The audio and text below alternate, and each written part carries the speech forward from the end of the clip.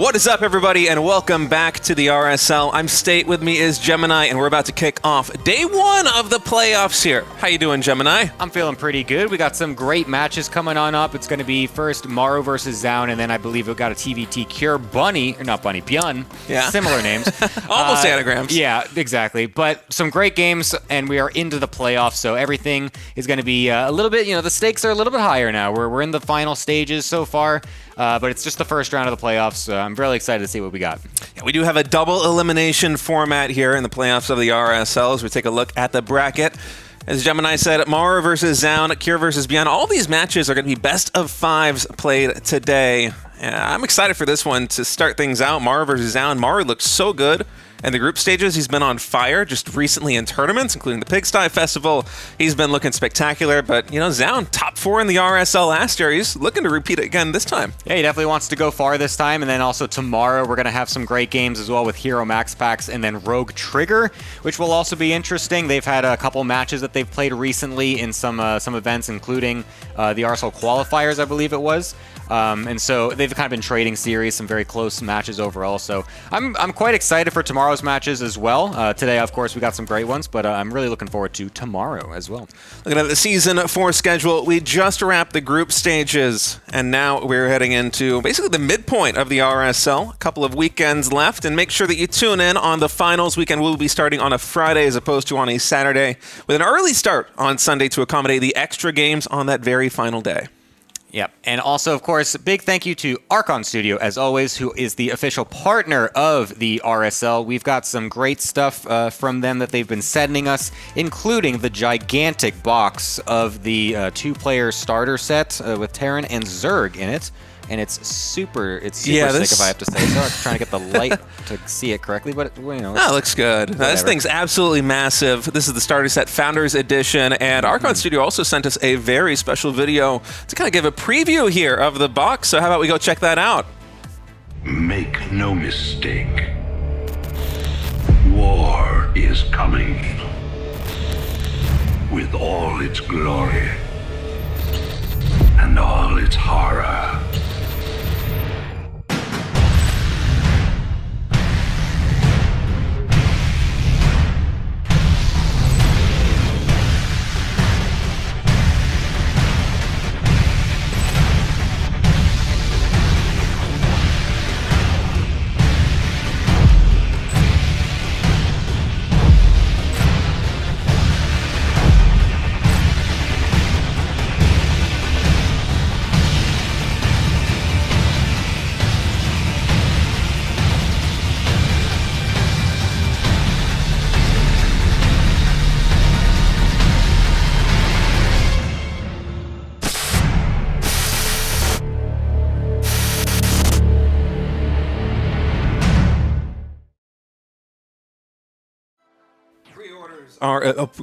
Pre-orders are available now, and awesome thing that they just presented. I mean, that was a cool video, dude. These figurines look so cool, especially the Nidus Worm and the Goliath. Yeah. They've got things from the StarCraft 1 campaign, I think it's the StarCraft 2 campaign. It just looks spectacular. Yeah, I know. The paint jobs on them look really good as well. I mean, once you actually get it all painted and built up, they look identical to the game. So really excited to get those all made up. And yeah, we're going to be going over to the Patreon as well, because we love to have you guys join us over on Patreon. We've had lots of people joining. We get, you get a lot of different perks from this. I can't talk. Oh my god. You get a lot of perks from this as well. So you can vote for players. You can vote for maps. You can, I don't know. You can just sign up and just get emails, because everyone loves getting those as well. If you can't support anything, that's totally fine. But yeah, go ahead and check it out if you'd like. We cannot do this event without you guys, so we've really appreciated all your support. Yeah, and Patreon supporters also get a 20% discount to all merchandise at TastelessThreads.com. There isn't just RSL merch, such as hoodies and shirts and mugs, but there's also some cool Tastosis merchandise, there's stickers, and there's also just a ton of general gaming stuff, which looks really cool. Mm-hmm. I know it looks cool because I see Tasteless wearing it all the time. He literally, his entire wardrobe is his own merch. Like, he wears a ton of his own merch. You know, like in cartoons, when like the main character opens their closet and just the same outfit 20 times in a row. If you open Tasteless's closet, it's just a million of his own merch, just all in the same. You gotta make sure it's good, right? Man, that's quality control right there.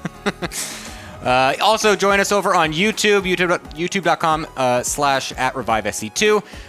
We would love you guys to help us over there on the algorithm, of course. We've got lots of you guys joining and subscribing and everything, but we need more. Please just like the videos, comment, say how much you love the events, say how much you hate the event if you want to as well, I guess. Just any engagement is great for us because we want to get everyone to see this stuff. And if you do stuff with our videos, more people will watch it. So do that, please. Yeah, it sounds corny, but it really is the way the YouTube algorithm works. And Yeah, we're you've trying to probably get heard this this a into the million times. StarCraft 2 bloodstream. People wouldn't say it if it wasn't true. Yeah. Make sure you check out that YouTube. And it looks like Maru and Zoun are getting ready to kick off the first best of 5 here in the playoffs of RSL Season 4. The map's 10,000 feet, Old Republic Mothership, sets 1, 2, and 3. And then should we go to a 4 and 5? Necropolis, first time I think I'm going to be casting that one here in the RSL. First time and it's then actually potentially popped up. Tato Citadel. Is that true? Yep, first time it's actually gone through the vetoes. So I'm excited. I really would love to see us go to game number 4 so we can get a little peek at that.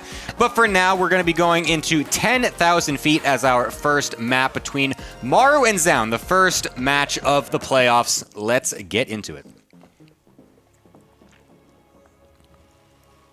All right, game number 1 is loaded up. We are in 10,000 feet. Maru spawning in the top left is the blue Terran with a very early SCV on the map.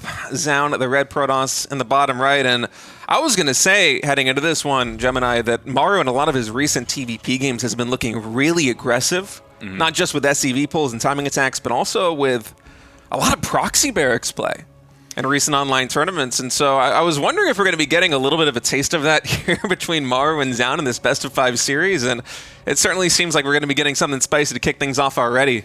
Yeah, this SCV is going real deep, man. It's really getting as close as possible to Zoun's base. It's like a Makarax, but in the opponent's natural expansion. Yeah. This is so close. It's like a proxy gateway. And here on 10,000 feet, there's, what is it, all these minerals hidden between the natural expansion and the third or fourth base location over here. I don't think Maru's actually going to mine through that, but this is still so close. Yeah. It is a bit unfortunate for him, though, because Zoun is going for the cliff wall off with the buildings over there. It's actually quite easy to do it on this map, so the Reaper won't be able to jump directly into the main base as the Cybercore will finish this off, so it will still have to go around, but it's still very close to the opponent, of course.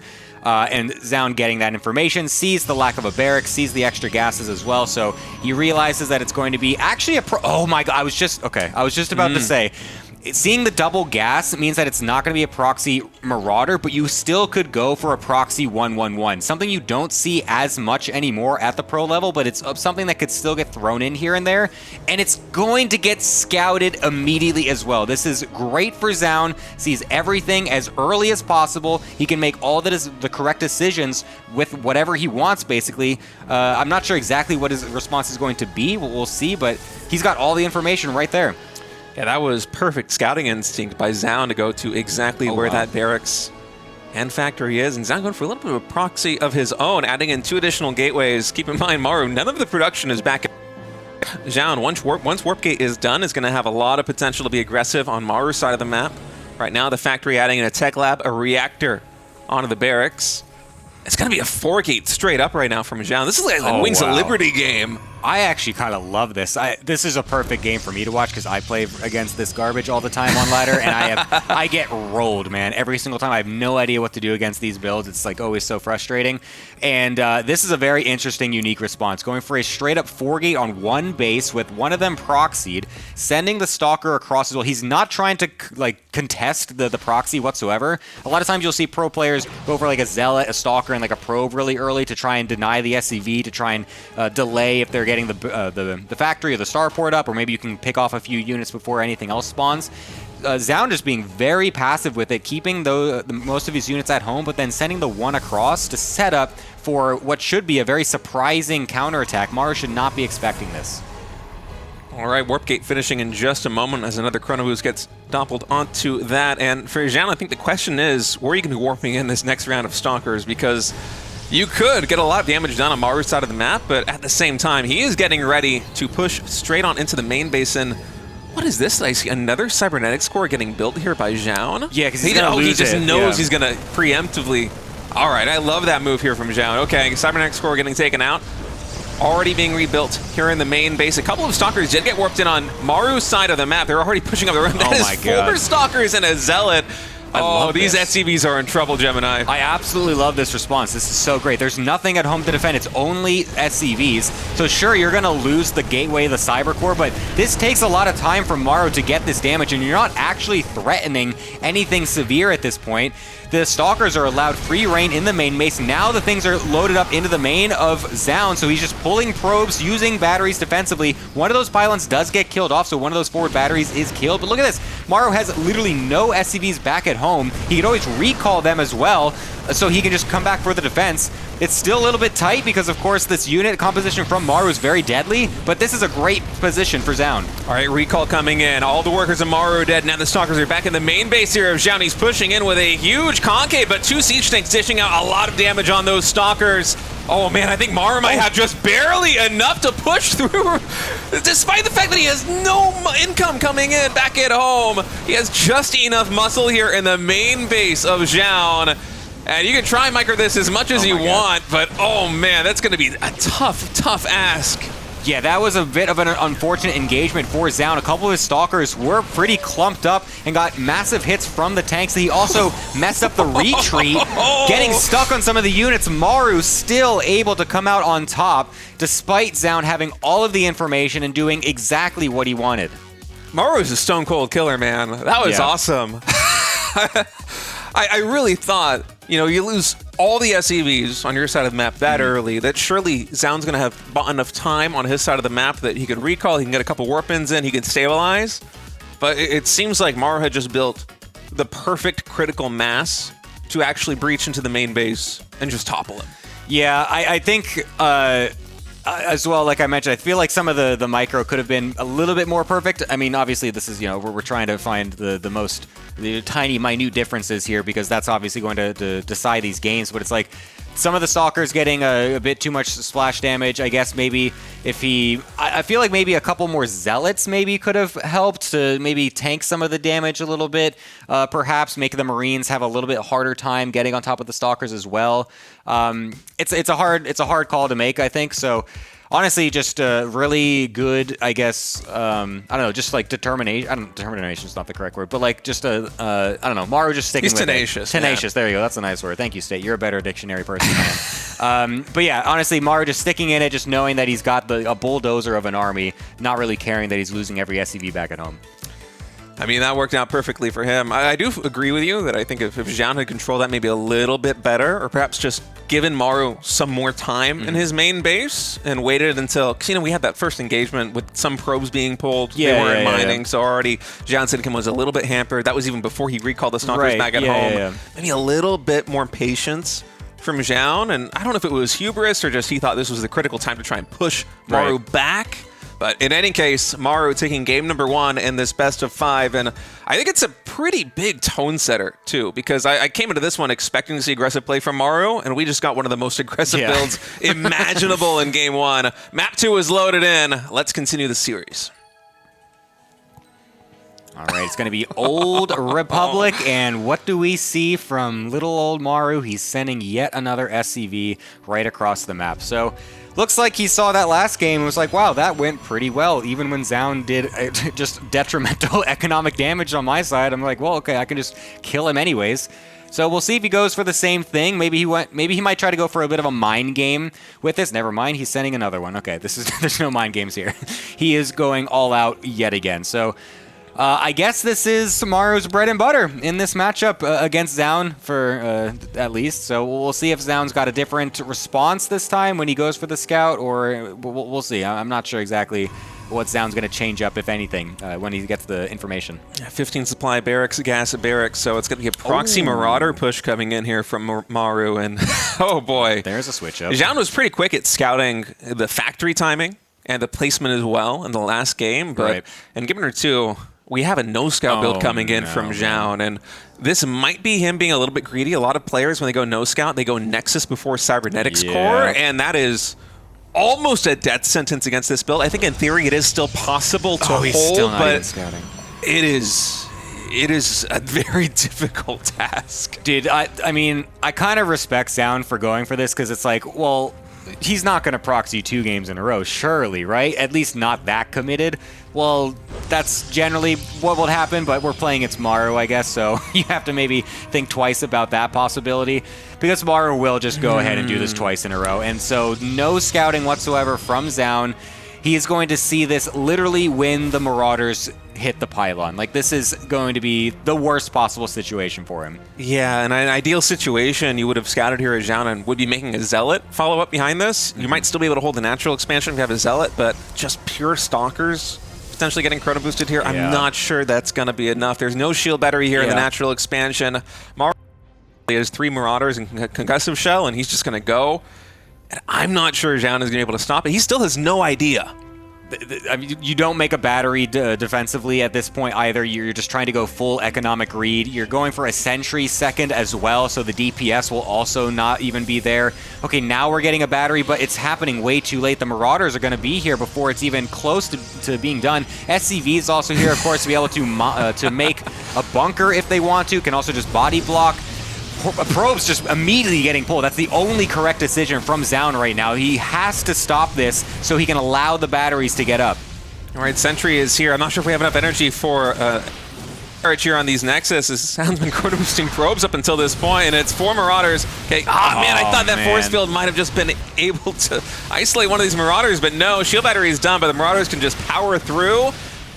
Oh my goodness, Gemini, I think we have a very quick 2-0 lead here for Maru. I mean, Zhao is still fighting on, but I do not know how you stabilize from here. This is, we're not going to be the look at the scan, dude. Wow. A cherry on Obviously, top. he's trying to get high ground vision to just continue the chain of concussive, but it looks so BM for a moment as well. But honestly, that is just the perfect game from Maru. The perfect 2 games from Maru. Like, what do you even do? I mean, Zoun just going for the full greed, just assuming that Maru's not going to proxy again and just getting slapped in the face. Maru's been loving these aggressive builds, man. We said at the very start, and game 1, game 2, that's all we're seeing. Proxy Varix into a Proxy Factory in game 1, double Proxy Marauder there in game 2, and Zoun, unfortunately, a little bit too greedy there in that second game, just not quite working out for him. Yeah, I mean, what do you even say in the like? It's like he didn't scout. It was the most aggressive build you could possibly go for in this matchup, and he lost. It's like,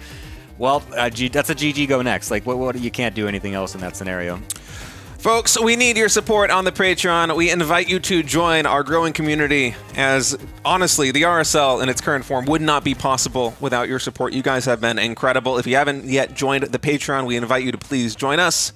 As Gemini said earlier, there are a ton of different perks available. You can vote for the map pool. You can vote for players getting invited into the tournament.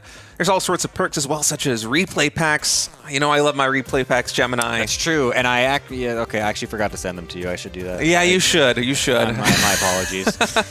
Anyway, folks, we're going to take a very short break. When we come back, the Best of 5 series between Maru and Zoun will continue. What's up, everybody? We are back continuing this series between Maru and Zoun. I've got Sturgeon joining me now, and I don't think we've ever had 2-0 in RSL history.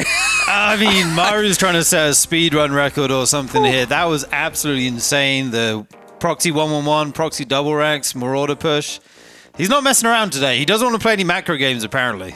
Yeah, I feel like a lot of Terran players don't want to play macro games versus Protoss these days, but Maru's just been taking it to the next level, and I can see these guys are already antsy to go into Mothership for our map number 3 in just a moment, but oh man, if you're Zoun, I feel like that was a much-needed break. To kind of take a breather, because I think, including the break, we were live 20 minutes before coming back, and now we're heading into game number 3. I mean, if I'm Zoun right now, I have a little bit of whiplash from game 1 and game 2. Yeah, you definitely need a moment to just kind of take a break and, you know, refresh, reset, and, you know, go into this game looking out for shenanigans, really. It is a 3-player map, though, so it's going to be harder to instantly proxy any buildings outside your opponent's base, as you don't know where they spawn. But we might still see aggression from Maru. Maybe he'll just put them in the middle of the map and then find the base. Who knows? All right, Maru spawning here in the top right is the blue Terran. Zoun in the top left is the red Protoss. And so far we've had 2 very early proxies from Maru. As you said, on Mothership, it's a 3-player map, so you don't know where your opponent has spawned. I feel like we're more likely to see something a little bit more mid-game. I think we might have a natural expansion get set up by one of these guys. Ideally. Imagine that. Yeah, imagine. Yeah, it's kind of weird as Zoun. You haven't really got to play your game here. Maybe he had like specific builds prepared for today, and he hasn't had a chance to show anything that he, was working on. He's just been proxied both games. So we do see the quick scout here from him. He wants to check what is going on across the map. We see it's a double gas opening for Maru, so no proxy, but definitely the potential for aggression here. Yeah, absolutely. I feel like Maru in basically every single game this series is likely going to try and find some kind of timing window, because it has just been his MO in TVP lately, and he has been looking so good. Maybe the best TVP in the world right now from the games that I've been seeing. He is just exuding confidence. Yeah, I feel like Maru's really back. Like, his form's been very good recently. He's winning a lot of games. We'll have to see what he wants to go for here. The probe did scout the wrong way, so Zoun will find out where Maru is in just a moment. He is going to throw his Nexus down. No eBay block. That's kind of been popular recently, I feel like, but on this map it's harder to go for. And we do see that factory coming down nice and quickly due to the 2-gas opener. All right, going to be a full wall off here for Maru as Zoun's probe will reach the wall in a ramp right before that Reaper is done, so it's going to have to scurry away before the Reaper is able to take that thing out. And I imagine from Maru here, we're likely going to be seeing, okay, what is that? Reactor coming in right now on the Barracks factory, about halfway done. Some light 1-1-1 pressure, but I would be surprised if we didn't have an expansion get thrown down in just a minute. Yeah, I think you're right. It's nice that you got the probe out there. Whoa. Nice move, hunting this Zoun. down here. Wow. I'm surprised he did that and then the Reaper didn't find it. That's pretty wild. I guess the Reaper's going down here to see where the Protoss is. Maru still doesn't know yet. But nice to keep that probe alive. Maybe you make a pylon with it later on in the game, something like that. And we see it's going to be a Stalker into Adept here for Zoun. Yeah, Shield Battery also coming in here in the natural expansion. As Zoun, for the first time all series, has finally been able to play his own game. Reaper is going to, not quite get close enough to see the wall in here. Trolley Council actually getting thrown in the front by Zoun. Yeah, and we see it looks like it's going to be a Widow Mine drop more than likely. Widow Mine in production as well as that Starport. This one actually moving across the map already. Very interesting. Maybe he's going to put it somewhere sneaky to try and catch a unit if it moves across the map. The Reaper might give him the vision to be able to put it in the right place. And he does have a CC as well, no one-base shenanigans or anything like that. I think it's smart. Zoun is one of the few Protoss players who really likes to use oracles in PvT, and so just having a Widow Mine hidden on the map and the flight path of the medevac for the drop later, it has a chance of catching something like that. So a smart move coming in by Maru. Yeah, I agree. He's covering like the airspace on that base as well as the ground path. So anything that goes across the map may just get taken out, and then you're going to unburrow them and pick them up in the medevac once that's ready. So you're not really losing anything. We already have 3 mines out, I believe. So he'll go ahead and pick all those up as they do group up here nicely. And then I guess you go for the main here, just looking at the angle of the medevac. Yeah, it's most likely going to be the main and base. We'll see if there's any Stalkers or Adepts in the main to defend here for Zoun. He has another Stalker warping in right now, and leave him halfway done. So he should be able, with good Stalker position, get a lot of damage done on this medevac before the Widow Mines are able to drop into the main. Yeah, we have a Raven follow-up as well, so we have to auto-turret us. Okay, the medevac actually flies into 3 Stalkers. The Widow Mines get dropped. They do manage to get out. Maru, will he choose to detonate these mines or not? Being very annoying, retargeting. One goes off, gets 2 probes. That's nice. Still one more charge on this one. And 3 total, 1 last shot. Unlucky. And he does manage to get it off. Okay. So 3 probes and a Stalker overall. Yeah, not too bad there for defense-wise for Zoun having the 3 Stalkers in position, but man, Maru just, it seems like he always is able to get a little bit more damage than he should with his Widow Mine drops. Yeah, I feel like if you fly your medevac in and there's 3 Stalkers there, you almost shouldn't get anything. But he finds a way. But with the boost and yeah, his micro, he does manage to get something. And now comes the Raven. This is kind of stage 2 of the harassment. He's going to drop these auto turrets in those mineral lines, continue to be annoying. And we see him going for that Marauder production and stim behind this. Yeah, just the Adept and the Stalker here in the main base. Ideally, you would have 2 Stalkers ready to welcome this Raven. They should be able to get a ton of damage done. Instead, it's just going to be able to drop 1 auto turret. Usually get 2 probes with this one. Yeah, nice pick up there for Maru. And on the other side of the map, Zoun, he is going for a 3rd base, but he's also going for, I think, a little bit of blink pressure. Warp Prism and 4 Stalkers already on the front lines. About 300 minerals banked, so maybe a few more Stalkers going to get warped in, but instead it seems like he's just going to go straight for the drop. Yeah, there are a lot of units in position to deal with this. It would be nice if he could pick off a worker or 2. Does blink in. Got to be careful. You don't want to lose any of these Stalkers early on. Does manage to pick them all up and get out. Nice little pick off there. It's only 1 worker, but you're trying to, equal the game out after you lost 5, right? Yeah, I like that move by Zoun as another auto turret that's going to pick up, I think, one more kill there for Maru. So some really nice moves from Maru too, man. This harassment in the early game has been so annoying for Zoun to deal with. And, you know, Zoun hasn't been catastrophic, the defense back at home, but a couple of probes get shaved away here and there. You lose a few stalkers, take some hull damage too. You're not feeling great heading into a mid-game against a Maru who has fully been powering up on 2 bases. Yeah, and here comes the push. There's a lot of Marauders with this, a couple mines. The Raven has been brought around to join up with this main army. Maybe he can drop a turret or 2 or an anti-armor missile. We'll have to see how much energy it has. 5 gates just finishing up here for Zoun, so we'll have a lot of production in the near future. Got to keep those tech units alive. Good micro on the Widow mine there. Keeping it alive on red HP. You don't want to lose that. Yeah, Maru pushing closer and closer. Couple of high energy sentries here on the front line.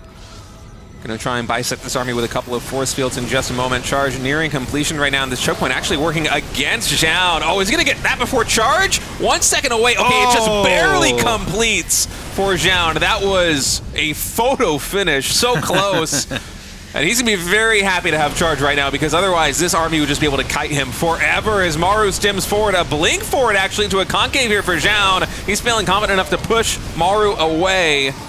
Yeah, these medevacs healing up the army nicely, though. Maru does have a little bit of staying power. Going to decide to move back now as the next warping comes in.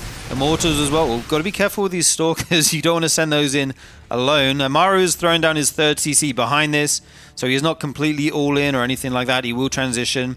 He has an upgrade going as well here. Yeah, I think Maru was hoping to get a little bit more damage done, and honestly, he might have if he was able to snipe that Twilight Council, but instead, Zoun standing strong, able to get a lot of damage on that frontline medevac too. And he's beginning a transition into Colossus, but I think he still has a little bit of fight in him to try and just survive the push that Maru's going for right now. Another stim forward there by Maru, kiting all of these Zealots. It's tough for Zoun to close the distance, isn't it? Yeah, indeed. One Zealot comes into the base here. Maru will be able to deal with that with his rally units. Continues to stim forward here. It feels like Maru is shaving off a lot of units. Excellent warping in the main as well as the Zealots in the natural. 7 SCVs go down. Zoun needed something there, and that might be the damage he needed. But he's got to keep this base alive down here. I'm not sure if Maru has enough DPS to focus fire down that Nexus, so instead he's just going to go for the probes right now. This bio very low in HP. It's been stimming a lot. The medevacs are getting close to out of energy right now. As the Immortals look to connect, the medevacs are going to be in position to boost away, ideally towards a natural expansion here, but the air blockers make it a little bit tricky here for Maru. Yeah, Maru kind of stutters himself into a corner there, nowhere else to retreat to, so he has to pick up. And now here come more units, the warp in. And Maru is going to have to fly home. He might even lose another medevac or 2 here, going straight over these stalkers. He he targets down the front one. Doesn't know which one the units are in, obviously. And I think Zoun was just looking for any damage he possibly could get. And very quick thinking by Maru with the micro to go purely for the stalkers, because he knows that he's in this corner. He knows that the medevacs are at high risk of being taken out. By focus firing down the stalkers, Zoun really had no opportunity to kill any of those medevacs on the retreat. And in a bioplay like this one here for Maru, having a fleet of medevacs in the air is huge. It makes all the difference having a high medevac count versus a low medevac count against the army that Zoun is concocting. And you don't want to lose those medevacs because you need to be making Vikings at this point to deal with the Colossus. We already see those in production from Maru, so he's on top of that tech coming out from Zoun. Another warp in here. Not warp in, sorry. There's more harassment going down there. These mines being dropped. Picking off a few more probes. Maru always so good with these unburrows and reburrows, being as annoying as he can, wasting so much mining time. It feels like watching Clem, honestly. Maru's really stepped up his Widowmine game over the past year or so, I must say. And for now, the game is going to quiet down a little bit. Both players are powering up now on their 3 bases. Zoun is eyeing a 4th. Yeah, so it looks like we will get at least 1 macro game in this series. This game might actually be longer than game 1 and 2 already. But yeah, there's Ghosts on the way. Vikings on the way. I feel like Maru has all the tech he needs. His worker count is actually 9 ahead of Zoun, even though he's taken his 4th base now. So I feel like Maru's in a decent position here at the moment. 3 ghosts being made at a time. Zoun's army is looking pretty good, though. He doesn't quite have the Forge upgrades to back it up, but there are a lot of heavy robo units, which never got traded out in the earlier engagements. He still has 3 Immortals, he's got 2 Colossi, and with a 2nd robotics facility finishing very soon, I wonder if we're going to see some kind of timing attack here by Zoun, because he's not going in a Storm. Oh, I say that, and he is adding in a 2nd Forge. He's not going in a Storm, he's not going super crazy with the macro, he's playing a very slow, conservative game. And a couple of minutes from now, when he has +1 ground weapons and +1 armor, he might be looking at a near-maxed army with a ton of robo units. That's a third robo. It is, but I'm just looking at the army supply here, and Maru's army is already huge. We talk about in this matchup about how the Protoss wants to get ahead, maybe nearly max out, and then try to trade with the better economy behind it. But I'm looking at this Terran army right now, and I'm a little bit scared for Zoun, I gotta say. He's adding these disruptors now, which can kind of, be a Hail Mary play, get some big shots, get back in the game. But Maru is going to start moving down towards this 4th base here. Yeah, I'm not sure Zoun's going to be able to defend it. He is woefully out of position. The Nexus just finished up. The probe's only just now starting mining, and the Nexus is already going to fall. Yeah, it just goes down. Zoun doesn't even make the attempt. He knows he can't contest this right now. Probably going to wait for a few disruptors, try to retake that base. Oh, he's actually supply blocked right now. Chrono in that one, but it can't... well, yeah, it's just nothing making. They're going to make another Nexus down here, but Maru's army already sees it. The recall. Every probe gets taken out there before the recall is able to complete. Is Zoun just getting stopped at every turn here by Maru? Yeah, that's so frustrating when you lose a base, you send your workers somewhere else, you try to make a new one, and the guy's just there waiting for you. Now he's making 2 Nexuses, hoping to at least get one of them up, and... Oh, he has to rebuild that Twilight Council too, right? To get +2 ground weapons started. Okay, first disruptor shot coming in there by Zoun. It's a pretty heavy one. Now the disruptor does a little bit less damage than it used to, and so it's not able to one-shot those Marauders. A lot of Maru's units will survive, but with only 5 medevacs here on the front lines, anything you can do to chew through that energy is going to be very helpful here for Zoun. He needs all of the work he can put in with these. Getting another Widow Mine is a nice cherry on top. Yeah, it's difficult to push into these disruptor shots as he just layers them one after another. Little run by here of Zealots, but Maru does have, well, actually not enough units in position to deal with that right now. The planetary is not done as well, so he's going to have to send a couple more units down here to deal with this. Some Vikings may land here as well. Going to help out add their damage to get rid of these Zealots finally.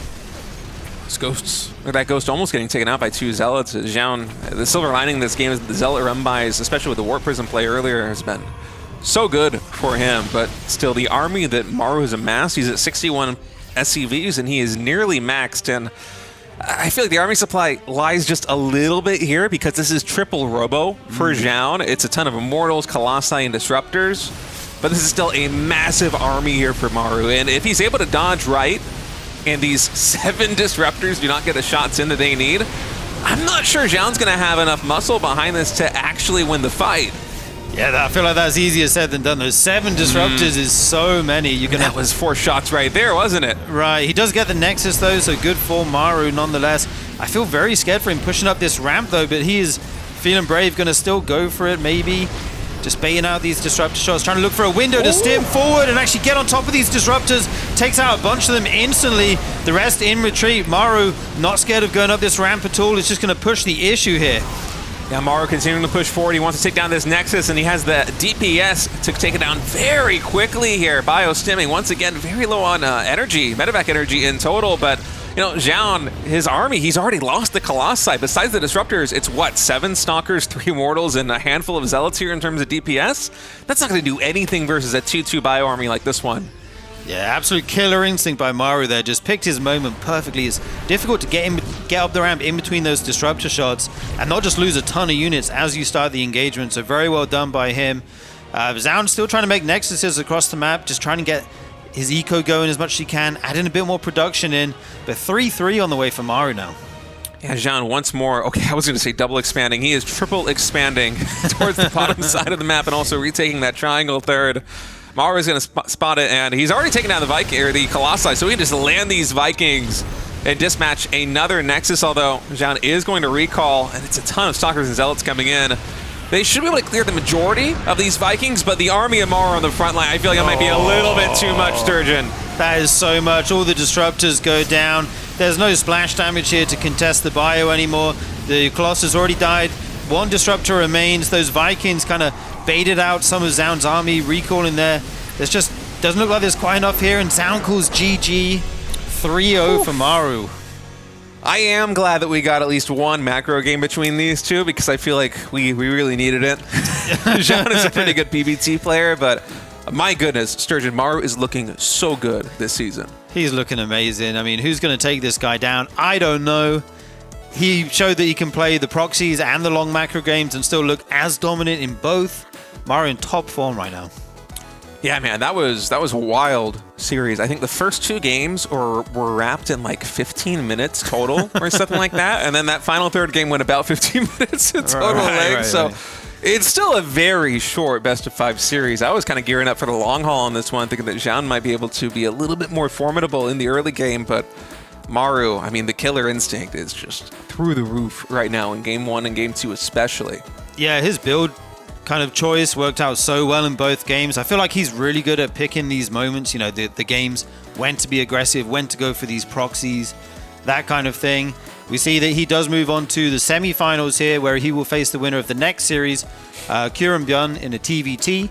And then just looking at the schedule for tomorrow, we have Hero Max Packs and Rogue Trigger, which I'm very much looking forward to. Yeah, it's going to be a lot of fun. And of course, for Zoun, he is not out of the RSL Season 4 just yet. There is the lower bracket here, so he's now going to have to fight for his tournament life next week, March 28th at 7 p.m. KST, as we have one more best of 5 to get to. But before that, how about you check out TastelessThreads.com for all of your gaming merch needs. They've got the RSL hoodies, the mugs, the t-shirts, the pins. You can party like a rock star like it's the 80s. Pins are still cool, Sturgeon. And then you get all these other cool merch, like the Tastosis shirt, which is my personal favorite.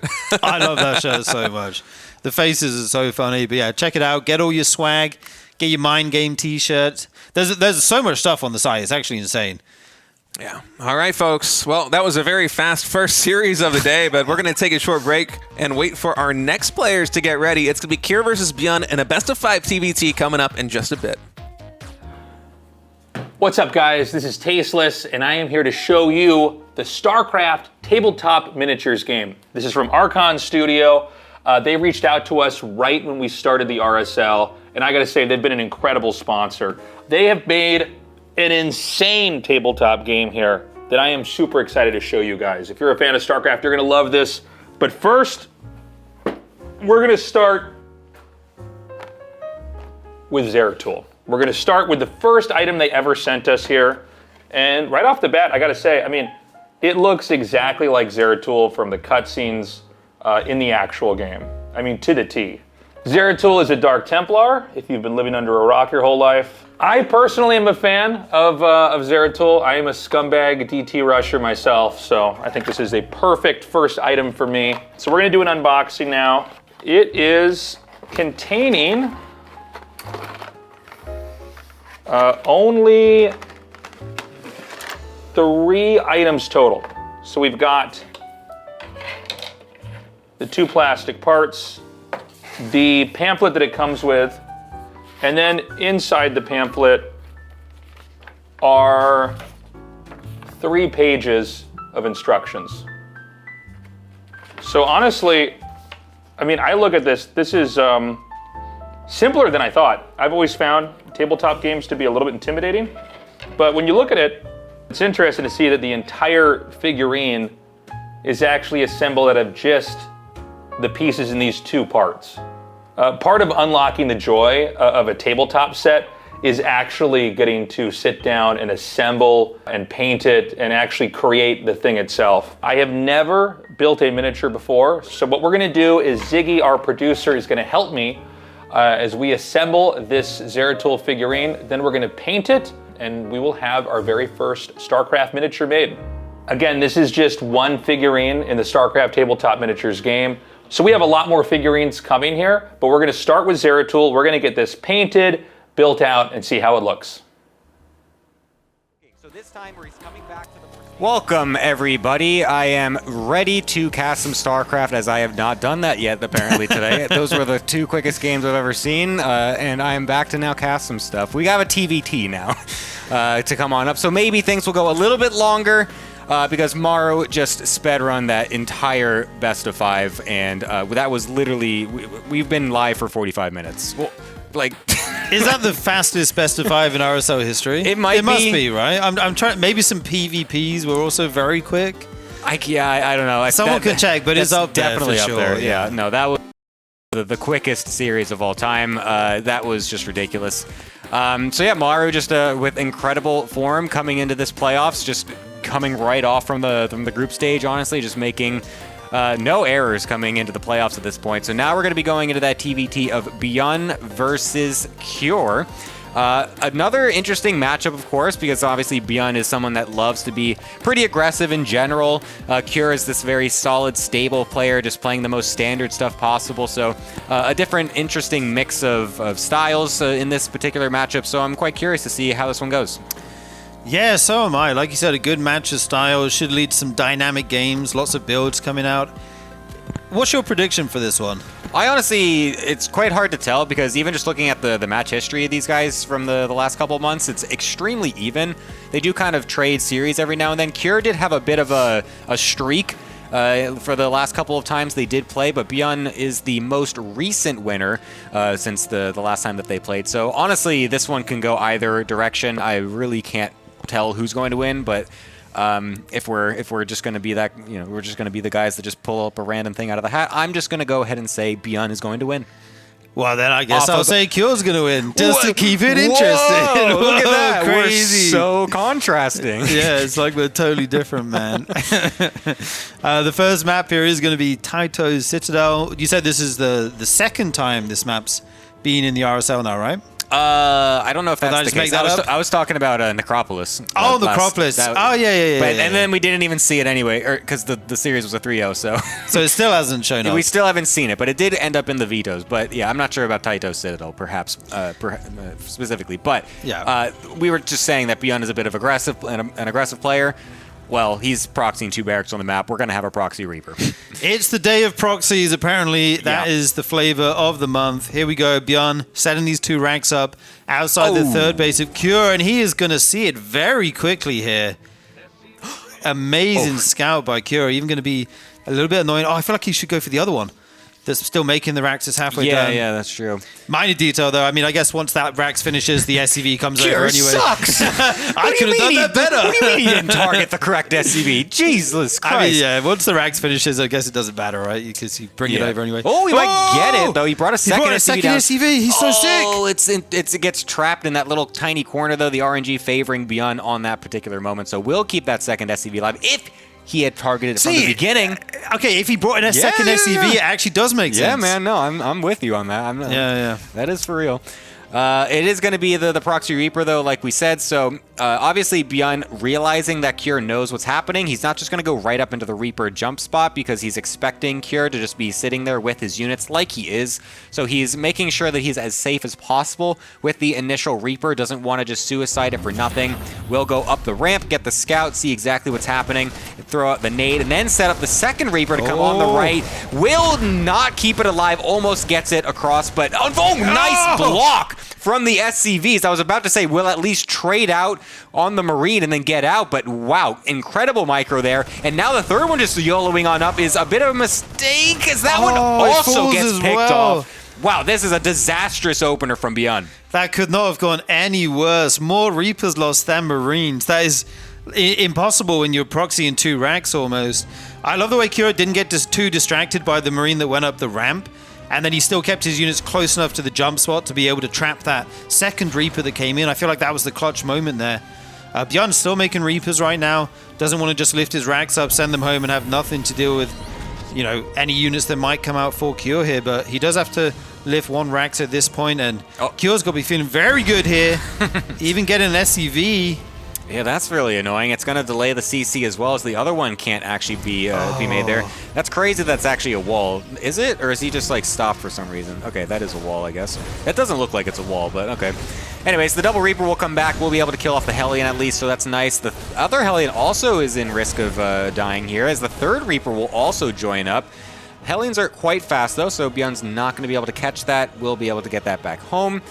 But yeah, this is definitely not the opener that ByuN was hoping for when he was going for this particular strategy. Obviously, you want to get much more damage. You want to trade out a couple SCVs. You want to be able to limit the Marine count.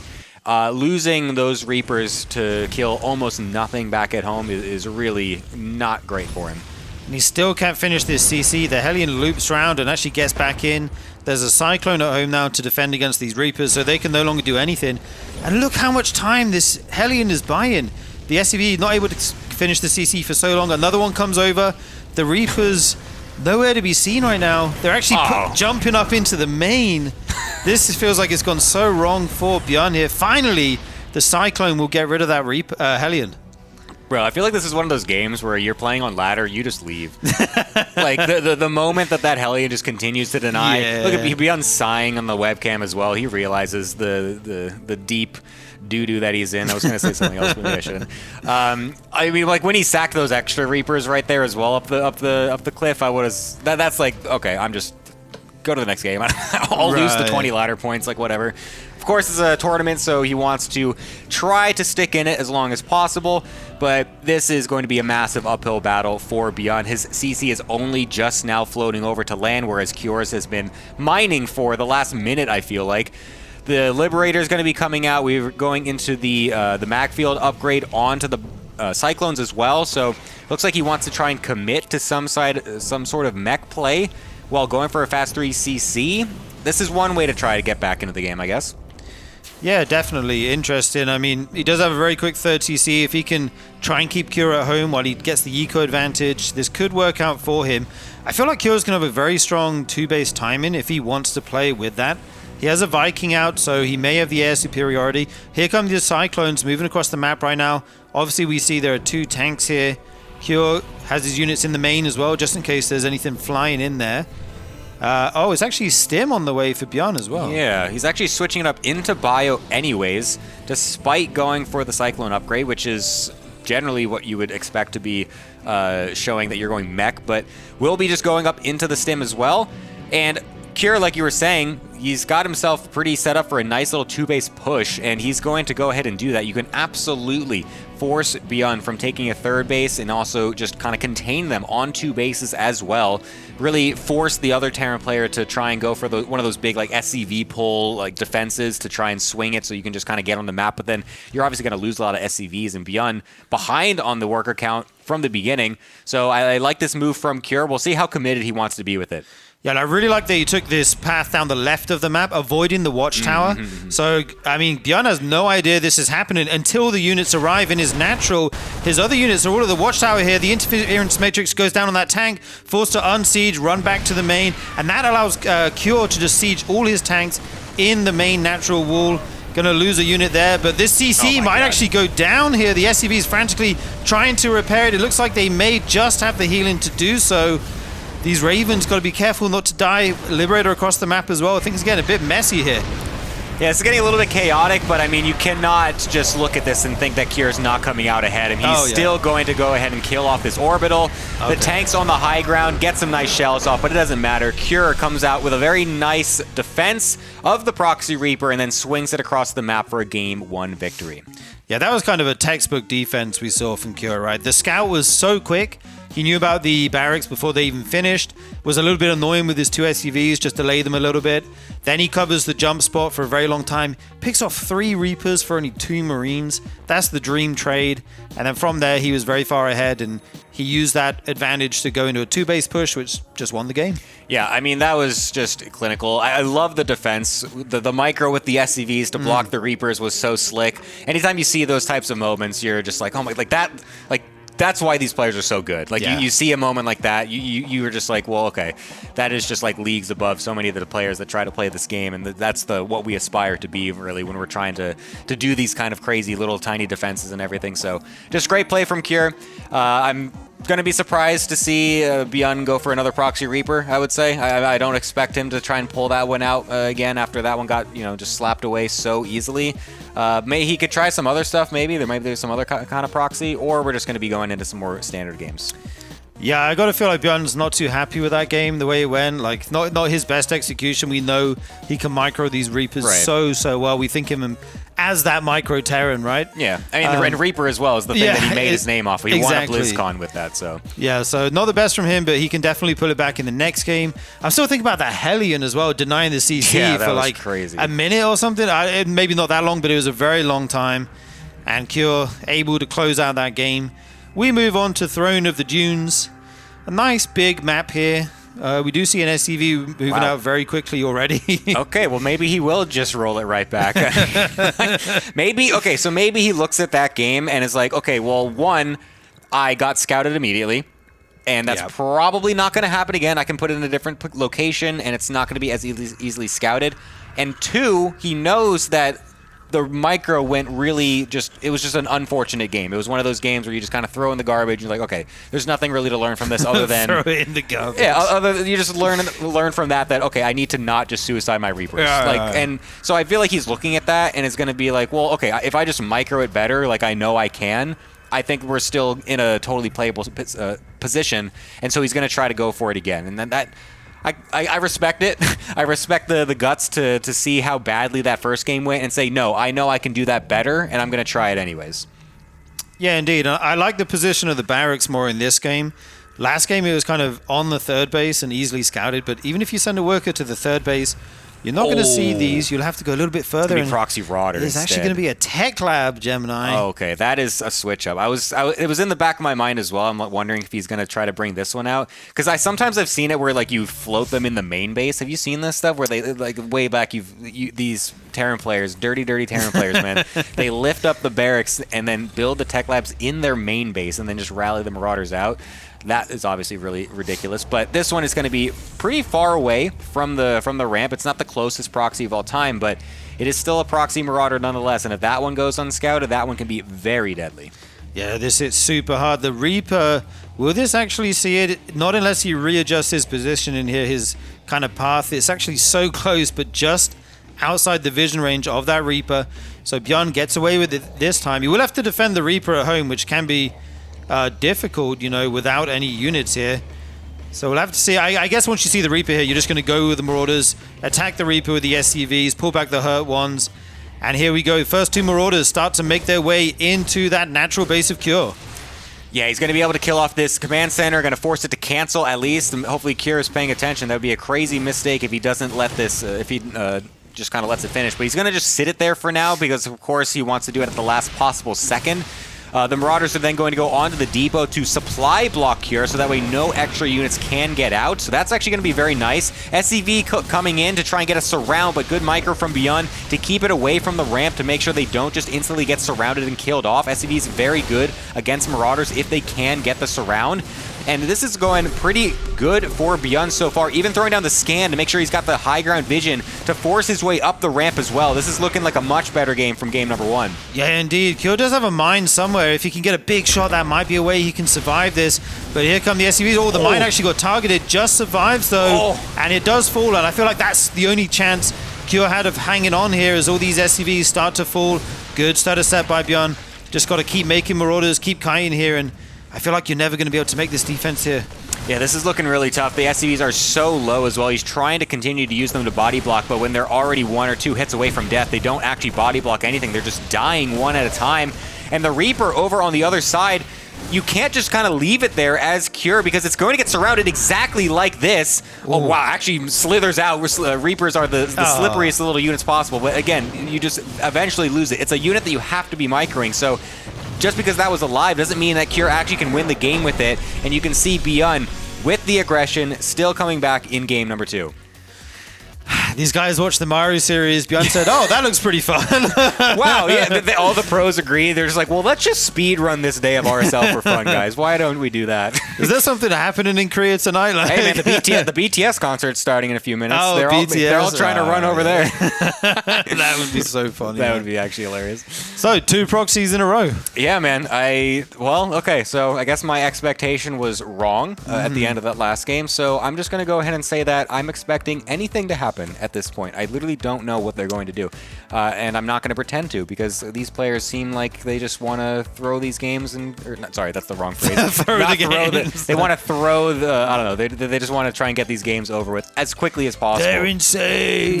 They're crazy. Just proxy every game. Yeah, it's exciting stuff, though. No, it's very fun. It's definitely more interesting than some of the 1 hour snooze fests that sometimes do happen. Yep. And you will not find any snooze fests on the RSL YouTube, guys. Please check it out. Help us get discovered, boost the algorithm and all that stuff. Thank you to everyone who's already over there and watching. You can get your spoiler-free VODs in order without any results spoiled for you over there. So check out the youtube.com at ReviveSC2.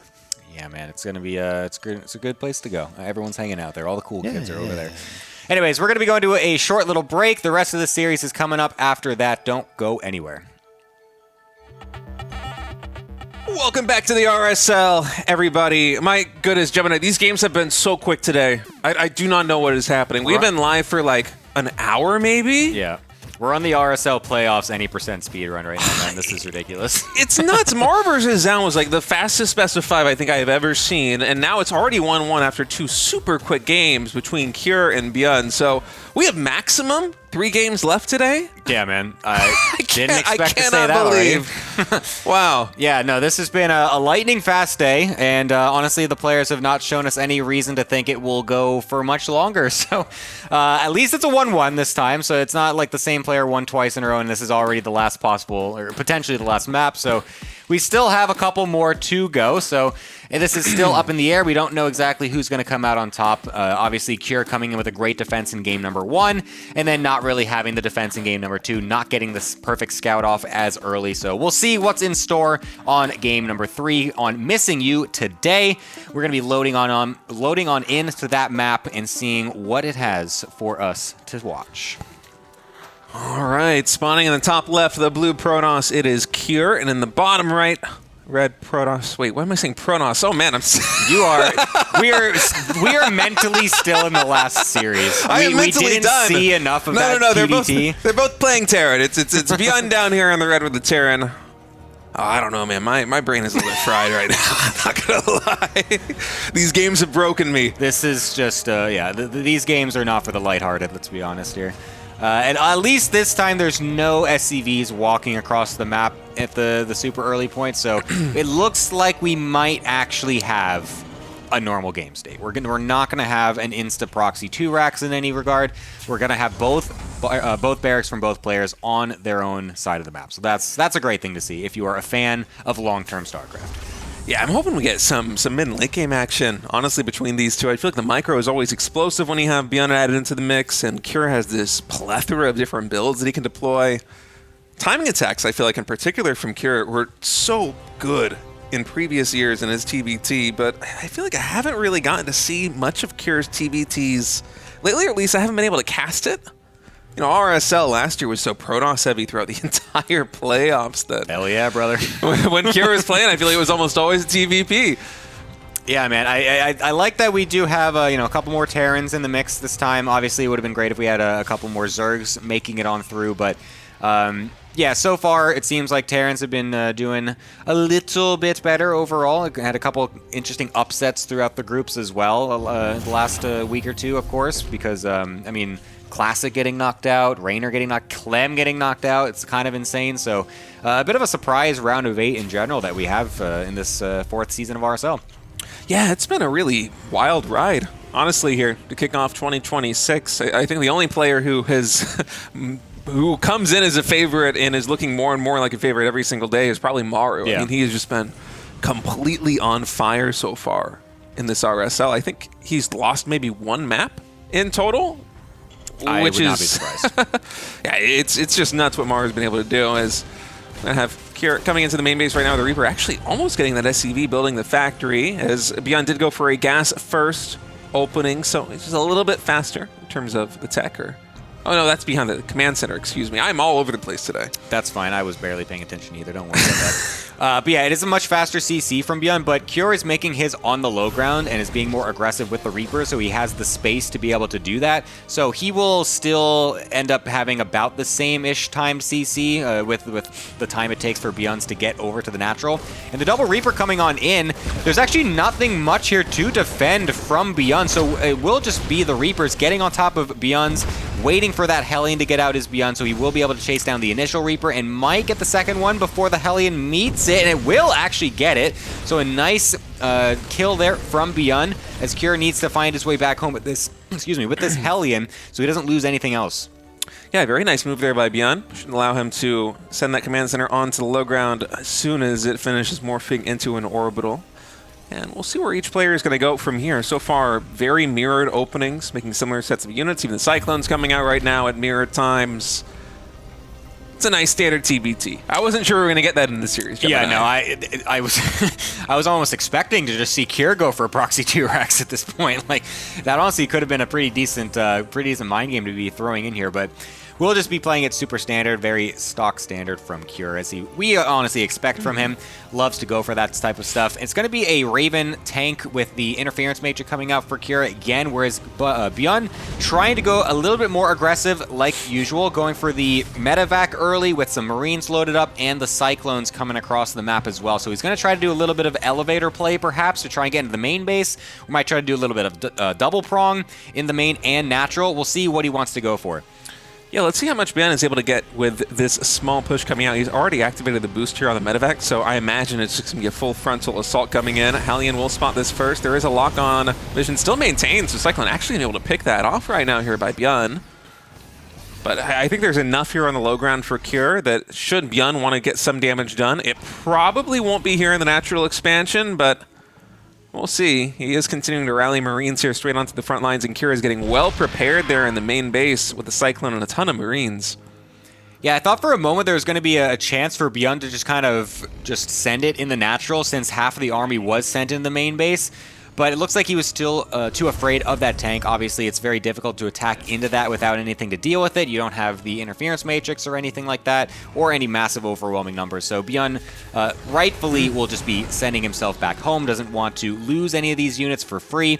So the aggression not really finding that much damage out of ByuN. Kier with a solid opening, able to defend totally fine, and just set himself up for this nice mid-game push that he looks like he's going to be going for, as he's getting double starport with as many Vikings as possible after the double Raven. So going for massive air superiority, seeing that his opponent was cutting that, going for the fast Medevac.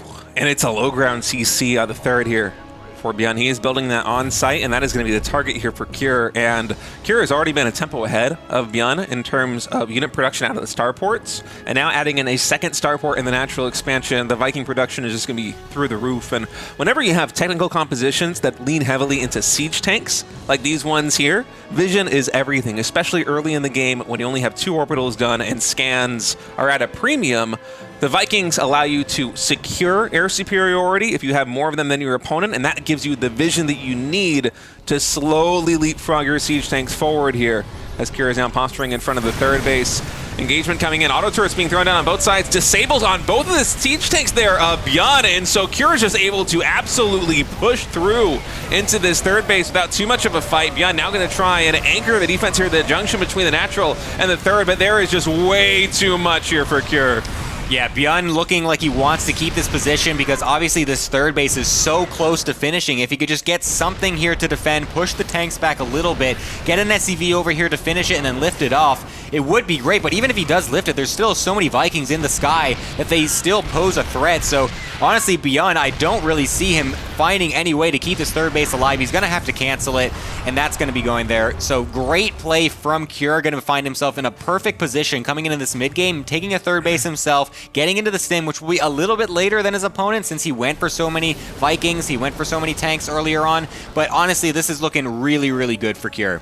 Yeah, and the pivot coming in from ByuN is very interesting to me. Instead of rebuilding the command center, instead the macro play he went for was he spent 300 minerals on 2 engineering bays and then added in some additional barracks. And the Vikings landing right now, and they snipe stim! That is sick. Dude, when have you ever seen a Viking harass sniping stim before? Like, what the heck is this? Kier is just styling on ByuN right now. We were talking about it before we got into TastelessTV. I said I was excited for some Viking plays coming in with Kier. I know he loves to build that second starport. He loves to really boost the Viking numbers and get damage done with them. Well, how about that? Able to shut down the third base, able to deny stim right before it finishes. I mean, the only thing that's really going against Kier right now is that he has less SCVs. Since he had to cut some to be able to go for such an aggressive overall stance, he will be a little bit behind on that regard, but he's just going to be able to make that back up by getting the faster third CC, and now he's just cut off that other total advantage that ByuN had with the fast stim. You can even see ByuN trying to just kill off this push with the SCV pull, but just doesn't think he can go for it. He is sneakily making the third CC on the bottom left, so if Kjur doesn't realize that's happening, that might kind of come back to bite him a little bit if he just expects ByuN to just be staying on 2 bases this whole time. But still, this push at the front from Kjur needs to get stopped. Yeah, ByuN realizes he's going to have to try and break through, so he's pulling all the SCVs out of the natural expansion. The Vikings standing strong in the air right here for Kjur, but the SCVs claiming a citizen's arrest on all of Kjur's ground army. They are going to be able to take down the siege tank, taking out a ton of the Marines, but finally the Vikings land. And at the very end, it's almost 30 SCVs falling here for ByuN. His economy is in disarray. Natural expansion barely mining, and even the engineering base now getting focused down by the Vikings. Yeah, ByuN is really trying to stick in this game. I mean, he's only got a few Marines and 2 tanks to his name when there's just a massive amount of units right here. Like, he's trying to save the show. He saw how quick the first couple games were. God, I know those casters just want to keep casting, man. Okay, hold up. You know what? Let me get a few more Marines. I'll drop this mule. Let me reposition my barracks. Maybe that'll keep me in this game. No, I'm all for it, man. I want to see these players just kind of clawed out here at the very end because, you know, maybe there's some kind of miracle here for ByuN, but whenever you get air superiority like this with 2 starport Vikings, it's so difficult for the opponent to catch up, and the Liberator's just able to anchor this push. SCV's able to push through once more now that Stim is done, but again, at what cost? You're down to 32 SCVs now as ByuN. Yes, you do have that third base on site, but you can't saturate it with anything, and it's only alive because Kjur has no idea yet. Yeah, eventually he's probably just going to rotate down here, and I say that, I thought he was just about to do it, that would have been perfect, but eventually he's going to put the pieces together and be like, okay, why are you in this game still? And he's just going to send a Marine around, he's just going to see it, and then he kills it, and then, okay, ByuN's like, all right, you found my thing, I guess I'll leave now. Because that's really all that ByuN is waiting for. He's just trying to see if this hidden third base can maybe eke out a few more things and just catch Kjur by surprise, but he's now moving across the map, and he's going to get totally surrounded. Kjur is 1 map away from making it further on into the playoffs. Man, that was a pretty fun TVT. Yeah, I have to say that was a nice duration. It was a good length there, that TVT. It wasn't too short. Yeah. Not too long, not too short. We got the Goldilocks TVT right there. Yeah, Goldilocks TVT. I like that. Yes. Yeah, man, Kjur looking on point with these timing pushes. It's the first time that he's gotten super aggressive like that here in this series, and it wasn't like it was an all-in push. You might see some players do something like that, but there was a fallback plan. He went for a 3rd command center behind it. He had engineering base come in. They were just a little bit delayed, but the super quick 2nd starport just anchoring the air superiority there, and then what can you do? Even as ByuN, you would see him clean up basically the entire ground army there of Kjur, and then 2 Liberators join, and it's like, well, how are you ever going to kill these, especially after the Vikings deny Stim? Right. You're never going to get on top of those Which libs. is exactly what Kjur was trying to do in that game, by the way. That was his game plan from the start. Let's just say that, all right? He was going for that whatever, 7-minute Stim snipe with the Viking play. Very standard TVT. It worked perfectly, man. Those Vikings just worth their weight in gold. And as you said, Kjur now leading the series 2-1. 1 map went away from facing Maru in the semifinals. Bracket semifinals. That would be a very fun TVT to cast. That would be crazy. There's actually, is there a world where Maru plays Protoss? Because there was those couple times where he was trying to throw in the Protoss like Clem was, you know, trying to play against some of the Terrans. You don't do that versus Kjur. No, not this Maru. I don't think so. Okay. Yeah. I think his wrists and shoulders are healthy enough. He doesn't need to. He can play Terran. He doesn't need to lower himself to play Protoss. Perhaps. No, I think that's going to be a banger of a TVT if we get it. But honestly, should ByuN be able to come back in this best of 5? That would be a banger TVT between him and Maru as well. As game number 4 has loaded in. Let's go to Mothership now. It is do or die for ByuN. He does not want to fall into that lower bracket as Kjur spawns, excuse me, here in the top left side, ByuN down in the bottom center. All right, no proxies going to be thrown down this time. I like this little mind game from ByuN, though, putting that supply depot away from the ramp, perhaps making it so that way if Kjur does scout with something, maybe if he's trying to be super greedy and then very efficient with his timing, he just goes up the ramp, sees nothing there, and then just quickly goes to the other spawn location to try and get that spawn ASAP. And even with the barracks as well, kind of putting that in that spot as well. So I like that little tiny move from ByuN. It might not even come into a factor in this game, but it's a cute little move that if you're wondering why he's putting those in such strange locations, that's probably the reason why he's doing it. Oh, and it's going to be 2 Rex Reaper as well, isn't it? I like that as well. It's very cool. Yeah, this is a cute opening coming in from ByuN, and the spawns favor him ever so slightly. There is a little bit of asymmetry here, of course, just because, it's rotational, and so here for ByuN, it's going to be closer for him with those barracks being placed on the left side to Kira's base by just a couple of seconds than it would had he spawned there at the top right and built on the other side, but... Oh, it's going to be 3 racks. Yo, all right, let's go. All right, ByuN is not the savior of the show, man. No, he doesn't. He does not want longer games. He wants to go right into game number 5. Yep. Well, this will be very interesting, of course, because like you were saying, the spawn location does favor ByuN for this particular strategy. So also Kira going for the SCV scout to the wrong location first. So he's going to be getting this information as late as possible. We'll see, because Kira obviously will get this scout. He's going to get in the main base. There's not going to be a chance where ByuN walls this off in time. Oh my god, is Kira just going home? I think he's going to scout with a Reaper instead. The SCV is supposed to be mining, but true. He might get caught. That's also possible. true. Oh, ByuN, he is rallying the first Reaper cross map. ByuN, of course, didn't go for a scout yet, and so he still doesn't know where Kira's spawned just yet. Reapers are going to meet here. Everything looking very normal here as far as Kira is concerned, but there are a lot more Reapers in production right now for ByuN. Kira is going into the factory that will be finished in just a moment. Hellions will surely be started by Kira as soon as that factory is done, but is it going to be enough production to actually deal with all of the Reapers coming across the map in just a few moments? Yeah, the first few are going to find their way across. There's 2 defensively for Kira as well. So it looks like for now, ByuN still is doing something totally normal. That Kira doesn't see anything out of the ordinary because he's doing exactly the same thing himself. He's got 2 Reapers.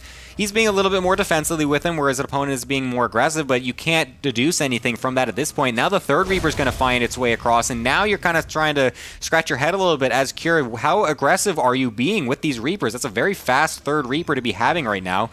Still doesn't feel like he's in super insane amount of danger or anything. Does bring an SCV down to make sure he can repair, but now a 4th one comes out as well, trying to target down that Hellion, bumps it over to make sure it can't attack or run away, so we'll kill that off, gets a Reaper as well, and we'll start the chase. Very good control right now by ByuN, deciding not to push up that ramp. He is going to instead snipe the SCV command center, about 80% done here. More Reapers being rallied across the map.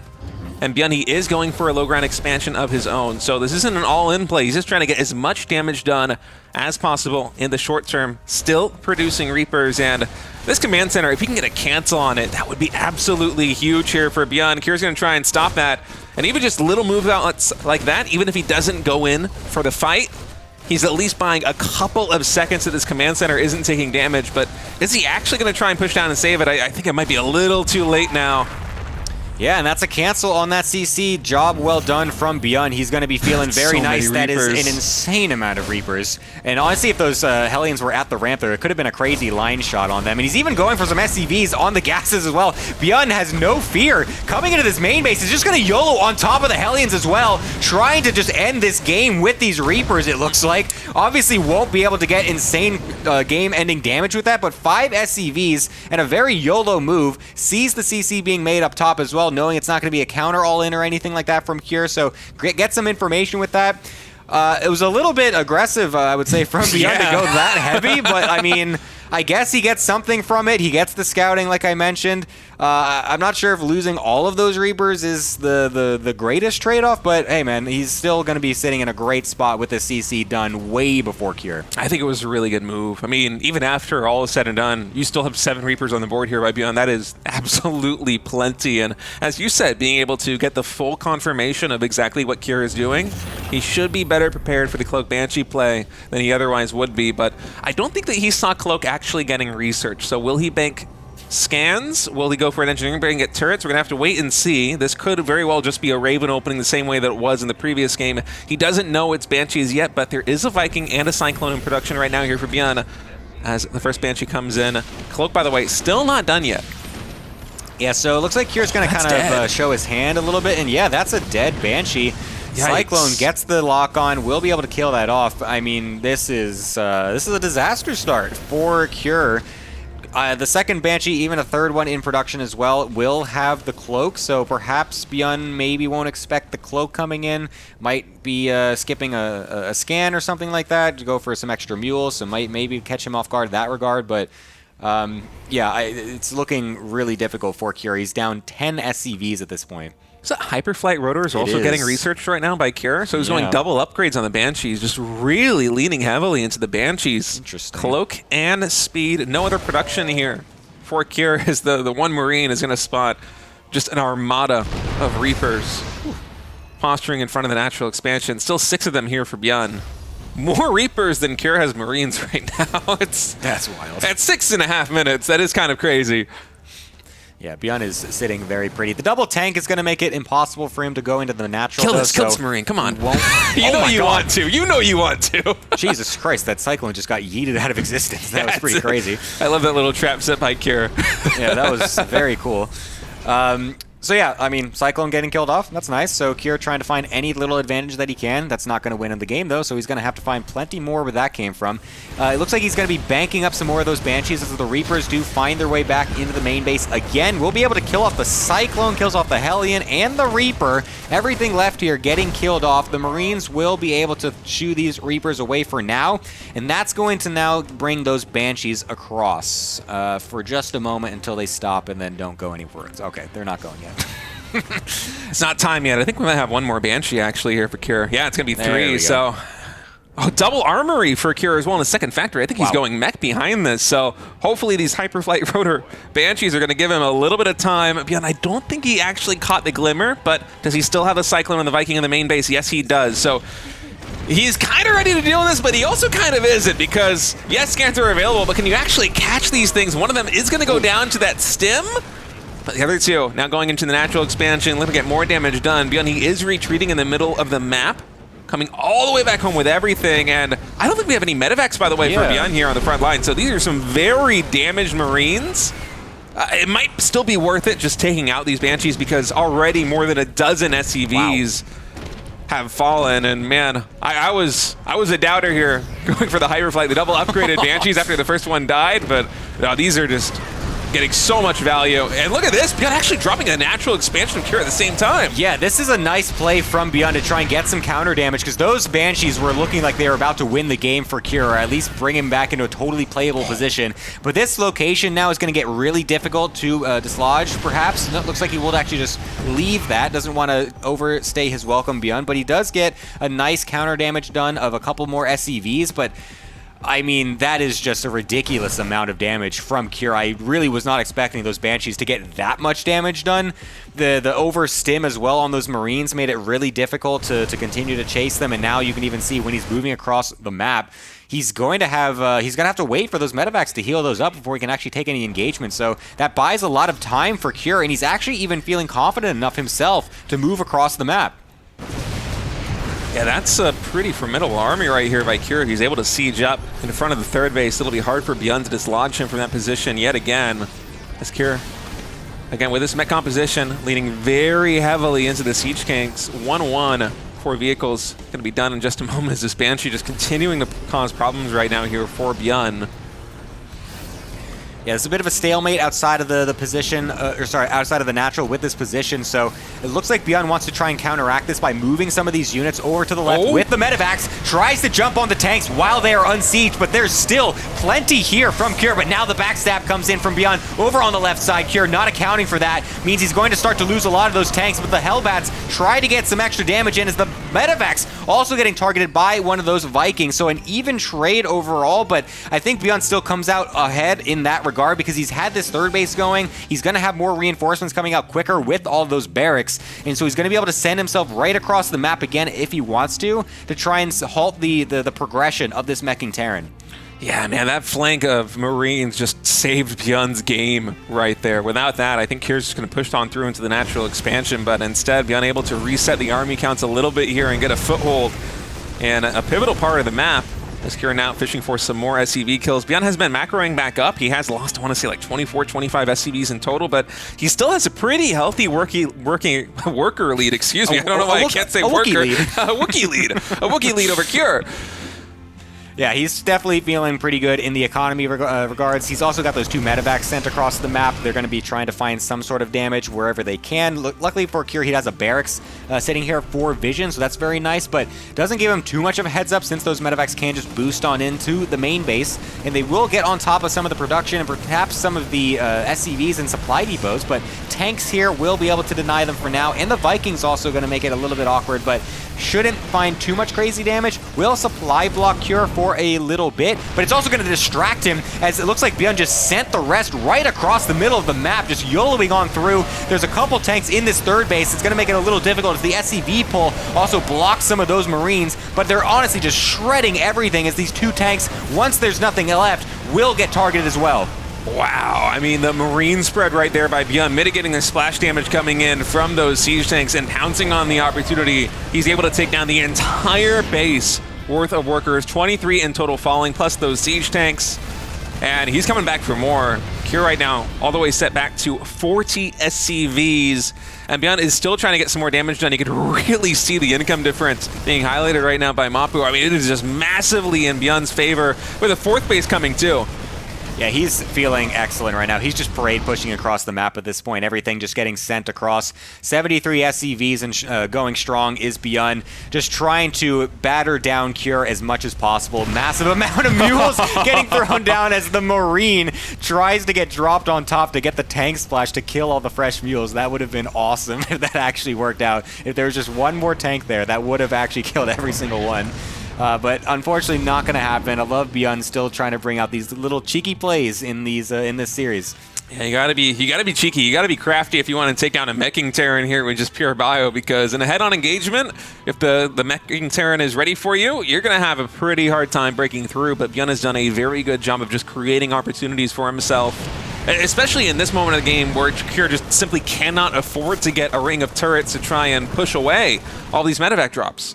Yeah, Hellions trying to find their way over to the other side to kill some more SCVs, but there's no blue flame, so it's not like they're going to rack up kills super crazy either, as it looks like there's still SCVs dying on both sides. The Hellions not actually quite dealt with. There's no reinforcements responding just yet, so ByuN actually losing quite a few SCVs to the Hellions.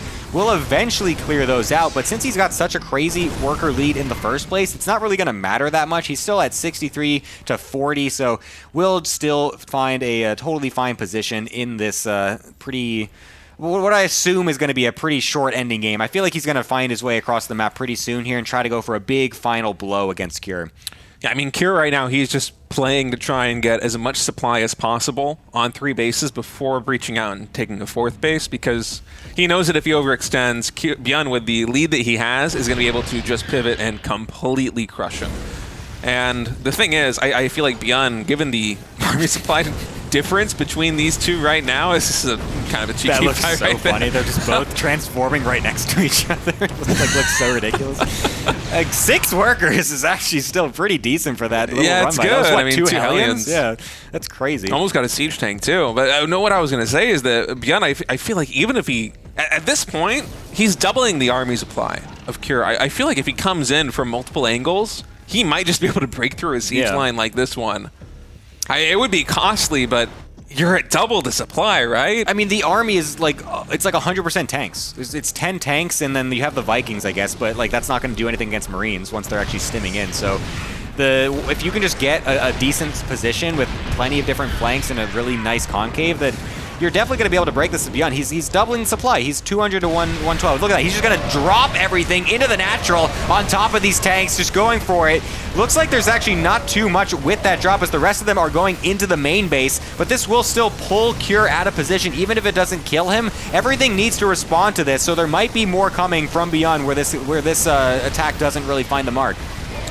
Yeah, but I feel like ByuN isn't able to really capitalize too much on this opening. Yes, he did kill 17 SCVs, but right now, workers are not really the bottleneck here for Cure. It's mineral patches, because the main base is nearly mined out. The natural expansion is getting there as well. The third base, which is the only fresh base here for Cure, very soon will be mined out, probably after these mules start getting to work on the smaller mineral patches. So I think for ByuN, even though you do have this big army supply lead, and maybe in theory you could push through and break Cure, you just want to contain him on these 3 bases, because with the minerals he's got, Cure can maybe max once, and you would kind of limp into getting maxed. It would take a very long time right now, sitting at 114 supply. Yeah, it looks like ByuN is going to max out once again and is setting himself up for what will be another attack. He's getting another drop set up here in the in the middle of the map. Going to be 4 whole medevacs. So yet another very large drop coming on in. A couple Vikings in position to be able to intercept this, but the rest of the units going towards the left side. Looks like he's trying to now do the bait and switch like he was maybe trying to set up for earlier. This tank line is getting still pretty massive though, so doesn't want to be too gung-ho with this as he loses a medevac to the Vikings over on the right side. This is getting a little bit more and more difficult for ByuN to find some opportunities, and he realizes this, going for some starports himself back at home, trying to at least leverage this economic position that he's got to perhaps get a faster late-game air switch. Yeah, you know as ByuN that being maxed out like this and deciding not to take a trade that will be unfavorable for you, the way that you leverage your advantage is that you just build up your production capabilities. So we have 4 more command centers getting thrown down right now. That will allow ByuN later to just kind of throw away some SCVs to free up more army supply because you can replace them with mules. And just finding small angles like this one coming in with a drop. Again, Cure, he is struggling to get to max supply on the few mineral patches that he has left. So taking down depots, taking down SCVs. I mean, this might be enough damage in and of itself that Cure can no longer max on just these 3 bases. He might need to take a 4th base to reach max supply because there's just too many minerals to spend on getting to 200. Even building the supply depots to get up to 200, it's very expensive here for Cure. And so ByuN, even though he hasn't been quite as cost efficient, actually, he has been a little bit more cost efficient. That is crazy. That is not the way that I expected the unit's loss tab to go. You just try to leverage your economic superiority by doing exactly what he's doing. He's adding in starports, he's adding in command centers. I mean, this is how you build just a huge economic engine so that even if Cure does win the next fight resoundingly, ByuN should be able to remax and have a big enough bank that he can just push on through.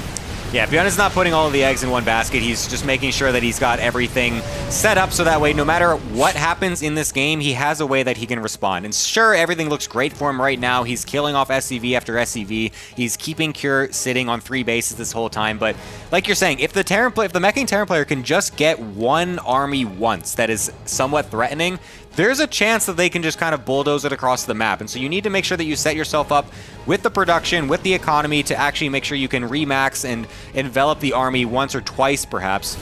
Because the army, when it's got 19 tanks. Like, this army is like 80% tanks. It's insane. ByuN actually does want to just pull the trigger right now. A bit of an awkward position because this little pillar in the middle is really bottlenecking everything. The tanks cannot get on top of Cure's tanks whatsoever. So that was a bit of a strange engagement from ByuN, and honestly kind of just feeds Cure some of his army.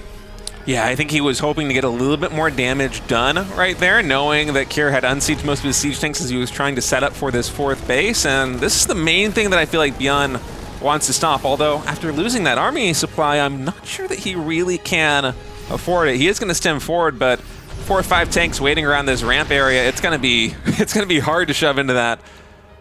Yeah, one thing as well that is important, though, with that is that it does kill some of those units so that way he can actually make something else. Because he did make all those starports earlier to try and get the air switch going, so he was maxed out. He needed to suicide something to allow him to actually do that. So I think that's still a totally fine play by him, of course, because he's still so far ahead. And he does need to eventually get this air superiority so that way he can slowly push this meching Terran back. And he does have the air superiority at this point because Cure has been focusing so hard on making sure he can defend on the ground with the tank count that his Viking count has been sacrificed. And now ByuN is just walking over him with his much larger Viking count. Forced to land the Vikings is Cure. And now ByuN is going to find himself in a much better position. Yeah, now these medevacs can actually do their work. Landing like this, the siege tanks overkilling, just one-shotting their so comrades. As the Vikings were able to stop this for Cure, you see a little bit of a grimace right there by him, as I think he knows that finally losing air superiority is the nail in the coffin. And I mean, Cure, talk about tenacity, just sticking with it, defending for as long as he did is very impressive. But ByuN, in the end, a very smart pivot there in terms of tech, just throwing away some supply that he didn't need to remax on the Vikings, as you said. And that is enough for him to finally crack open the shell. I love that he was being so precise with the drop as well. Like, at that point, you're so far ahead. Just do it. Just unload everything. Use one Marauder at a time. Gets that one tank. Great. Okay, let's go to this one. One Marauder. Friendly fire that tank. Great. It just looked pretty funny there. But just a masterclass of TVT coming out from ByuN, from the early aggression to the mid-game switch, recovering from the crazy Banshee damage, and then still finding a position to just macro out the long game and just whittle Cure down. So we will be going into a game number 5. I didn't really expect to maybe be coming here at the beginning of the series, and especially not with a game that long. I was really thinking that some of these games were going to be just continuing to be 5 minutes in length in total, but we finally get a nice long TVT, and now we're setting us up for the final game of the day. Yeah, this is shaping up to be a really fun series. I mean, especially Game 3 and Game 4. I have enjoyed those ones so much already, as both Cure and ByuN are getting ready for map number 5, going to be played on 10,000 feet. The winner will advance to face Maru in the upper bracket semifinals. The loser will fall into the lower bracket. Let's wait and see what the results are. The map has loaded in 10,000 feet. ByuN spawning in the bottom right is the red Terran. Cure in the top left is the blue Terran. I wonder what we're going to get. Will we have another proxy game as we did to start out the series, or will we continue with this theme of slower, more methodical play that we've established in Games 3 and Game 4? Yeah, it looks like they're going to be playing it pretty passively. No SCVs getting thrown across the map right away, so no player wants to just kind of throw everything in at the last second to make a big gamble or anything like that. So will just be some more standard stuff coming out of them, most likely. Going to be the gas first coming out of ByuN, whereas Cure is going to be waiting to go for his gas after the barracks, so slight deviations in that regard, but overall it's not going to make a massive difference. We'll see if... I mean, ByuN did last game as well go for the 3 racks in his own main base, so it's not like he was proxying the aggression that time either. So there's still the chance that either of these players wants to do something pretty heavily early game centered, even though they're not actually proxying anything. So yeah, we'll see what they want to go for in the next few minutes here. Fast 2 gas coming in here for Cure. ByuN seems to favor the gas first opening and then just sticking on the 1 gas geyser for a very long time and getting a faster command center, as opposed to the 2 gas play, which techs a little bit faster, but I suppose in theory is a little bit less economically efficient as ByuN's approach. But at that point, you're basically splitting hairs right now as the builds are nearly mirrored coming in. ByuN just a touch slower with the Orbital and the Reaper. He's going to lose now. That's it. Hey, I think he lost the last game that they played these openings, but... Oh my god. All right, so SCV is going to come on in, just gets poked away by ByuN's, and we'll just get that information and run. As the CC will get placed on the high ground, so waiting for that SCV to dip before he actually does put that down to keep any information out of Cure's grasp, I guess, whatever. Going to get the factory coming out just a little bit faster, like you mentioned, from Cure, because of course he went for the faster 2 gas opener here. So we'll be getting the slightly faster tech. We'll see how many Reapers he wants to make. It's usually, I think, 2, and then you go into like the Hellions and whatnot. So we'll see how aggressive he wants to be with them. As ByuN, of course, will have to kind of sit back since he went for just the single Reaper and the Marine coming out. Can't be too aggressive with this. Yeah, it's a very macro-focused play coming in here by ByuN. As Cure is going to pop up to the main base, confirm the command center. Oh man, look at that body block coming in by ByuN. Grenade also gets dodged, and he's going to snipe Cure's Reaper. That was some fancy micro by ByuN. My goodness. Oh man, we don't call him Michael Jackson for nothing, man. That was some smooth moves coming out with those Reapers. He broke his ankles. That was sick. I love that they switched positions there too at the very first moment. That was crazy. I mean, ByuN coming out on top with just the single Reaper and the Marine. And now that gives him the opportunity to kind of walk across. He gets the information. Obviously, the Reaper might get chased down by the Hellion, but you get this confirmation. Oh, he didn't actually see the CC. Never mind. Okay, so he doesn't actually see exactly what's happening. Does know that the Hellion is out, so he will be able to deduce what exactly Cure went for with that based on the timings, and just gets right up onto the ledge on time. Just incredible from ByuN. 1 HP. I think if it didn't hit the grenade on the Hellion, that is a dead Reaper, but instead it will survive. Man, this Reaper's gotten so much value for ByuN already. As you said, unfortunately, did not get the confirmation on the scout at the low ground at the CC there for Cure, but I think he should still know based on the unit set that he has seen that this is going to be a fast expand build from our blue Terran player. As now Cure going into the faster 3rd gas here at the natural expansion. ByuN just a touch behind him in that regard. His first Raven is coming out here for ByuN, and Cure once more going into the Banshee. Yeah, we'll see if he goes for Cloak with it as well. Of course, those went massive for him in the last game. I don't think he'll be going for the Hyperflight once more. That was a bit of a unique game, that last one. So, Caster moment. Well done, Gemini. Tell me more about why he's not going to go into Hyperfight. So guys, this is why I'm a Protoss player, okay? So you know what, whatever. Goes for the Hyperfight before Cloak this time as well, so honestly, I'm all for it. Let's see what this is. I love it when these Terran players go for this Hyperfight. I hate playing against it, but I love watching it. It's very fun to see it happen to other people, not myself. So I'm very curious to see how much more damage he can get with this set, because obviously it did so good in the last game, and that was when he was so far behind. So what happens when he does it in a game where it's equal? It makes me wonder if he's going to go mech again. We still don't have really any Marine production coming out here for Cure. I don't think there was a tech lab on the barracks. Instead, he's just using it to add in a reactor right now. Maybe he'll add in some more Marines. No, is that another factory? It's going to be mech again. There it is. All right. Yeah, I honestly don't blame him on this map specifically, because this map I feel is so good defensively for mech and just Terran in general. You have so many little choke points, you have some different ramps coming up to the different bases, so I feel like it's a good map to just kind of sit back defensively on, and so I think I do like that coming out from Cure. Scan from ByuN will see that there is something researching on that starport, and does get the confirmation of the extra factory as well. So now ByuN will know that Cure is going for mech once again, and will need to tailor his response accordingly. Yeah, and ByuN also does have the Raven out, but these are not Cloak Banshees. These are Speed Banshees coming in. Only 2 Marines, so auto turrets are going to have to be used to deflect these Banshees away, but they are just so microable with this speed. I mean, faster than a Mutalisk, right? These things are quick.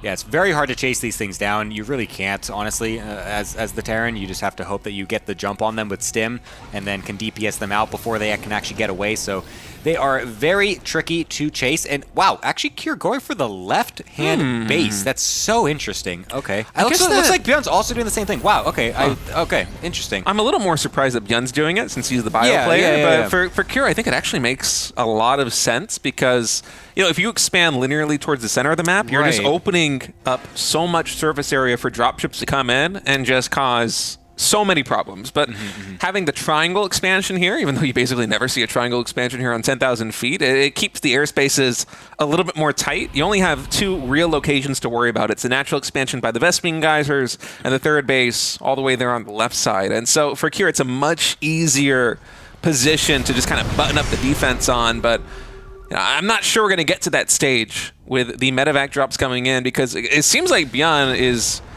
maybe a little bit going to be eyeing some kind of timing push with all of the Ravens that he's got already. I mean, you can be going mech if you want. This is still going to be a lot of disables that might give ByuN the opportunity he needs to push into one of these expansions. Yeah, you can see these Ravens lurking around. They're trying to get any information they can. We'll throw down a couple auto turrets as well to kill off some SCVs. Yeah, he's really going in here. I mean, he's really putting himself vulnerable to the Vikings that may be trying to come out and defend against these, and here they do come. So well, the turrets also defend against the Vikings that's a little also bit. A good point, actually. Yeah, that's true. 12 SCVs getting killed off by these Ravens, so actually that ends up being incredible for ByuN, using them not for the interference matrix on the tanks to try and go for a big bust, but just uses the auto turrets to butcher the economy of Cure. Yeah, it's an interesting decision. I still feel like I would rather have 3 Ravens than 14 SCV kills in the idle time if I was ByuN. I mean, he did get a lot of economic value done with it, but as Cure exhibited in the previous game, he doesn't need a lot of economic muscle to be tough to topple. You know, he hung on with like half the economy of ByuN for the majority of that game. We'll see though. Yeah, like maybe it's more of ByuN expecting to lose air superiority in the coming minutes because he's the bio player going up against the mech player, and then if the Ravens get sniped for nothing, well, you're gonna wish that you had traded them for SCVs, right? That is definitely a potential here, but it's going to just mean that Cure has the air dominance, and so he's going to be able to move his tanks a little bit more far forward. You can see ByuN trying to contest this at least a little bit, but he's going to be needing to move those tanks back, loses one to the tank volley of Cure. Very, very even position by both these players, trying to just find any little edge in the positioning in the middle of the map right now. Yeah, more siege tanks, more Vikings here for Cure. Still just sitting on that 1 starport, really leaning heavily into the factories instead, as ByuN's going to be setting up for another expansion all the way over here by the 3 o'clock. And in a head-on-head engagement, Cure's army beats ByuN's army 100 times out of 100. I mean, there are just so many siege tanks in this army, plus the Vikings to clear up the air support. And again, looking at the architecture of the map, the triangle expansion just makes so much sense. You can set up this siege tank line right here as Kira's doing, and then where do you go as ByuN to try and find an opening? I really don't see one. Yeah, and he's just getting hit on the left-hand side as well when he tries to go there because Kira is just well-positioned with absolutely everything. The tank line is just massive, so you can't actually find a weakness right now as ByuN.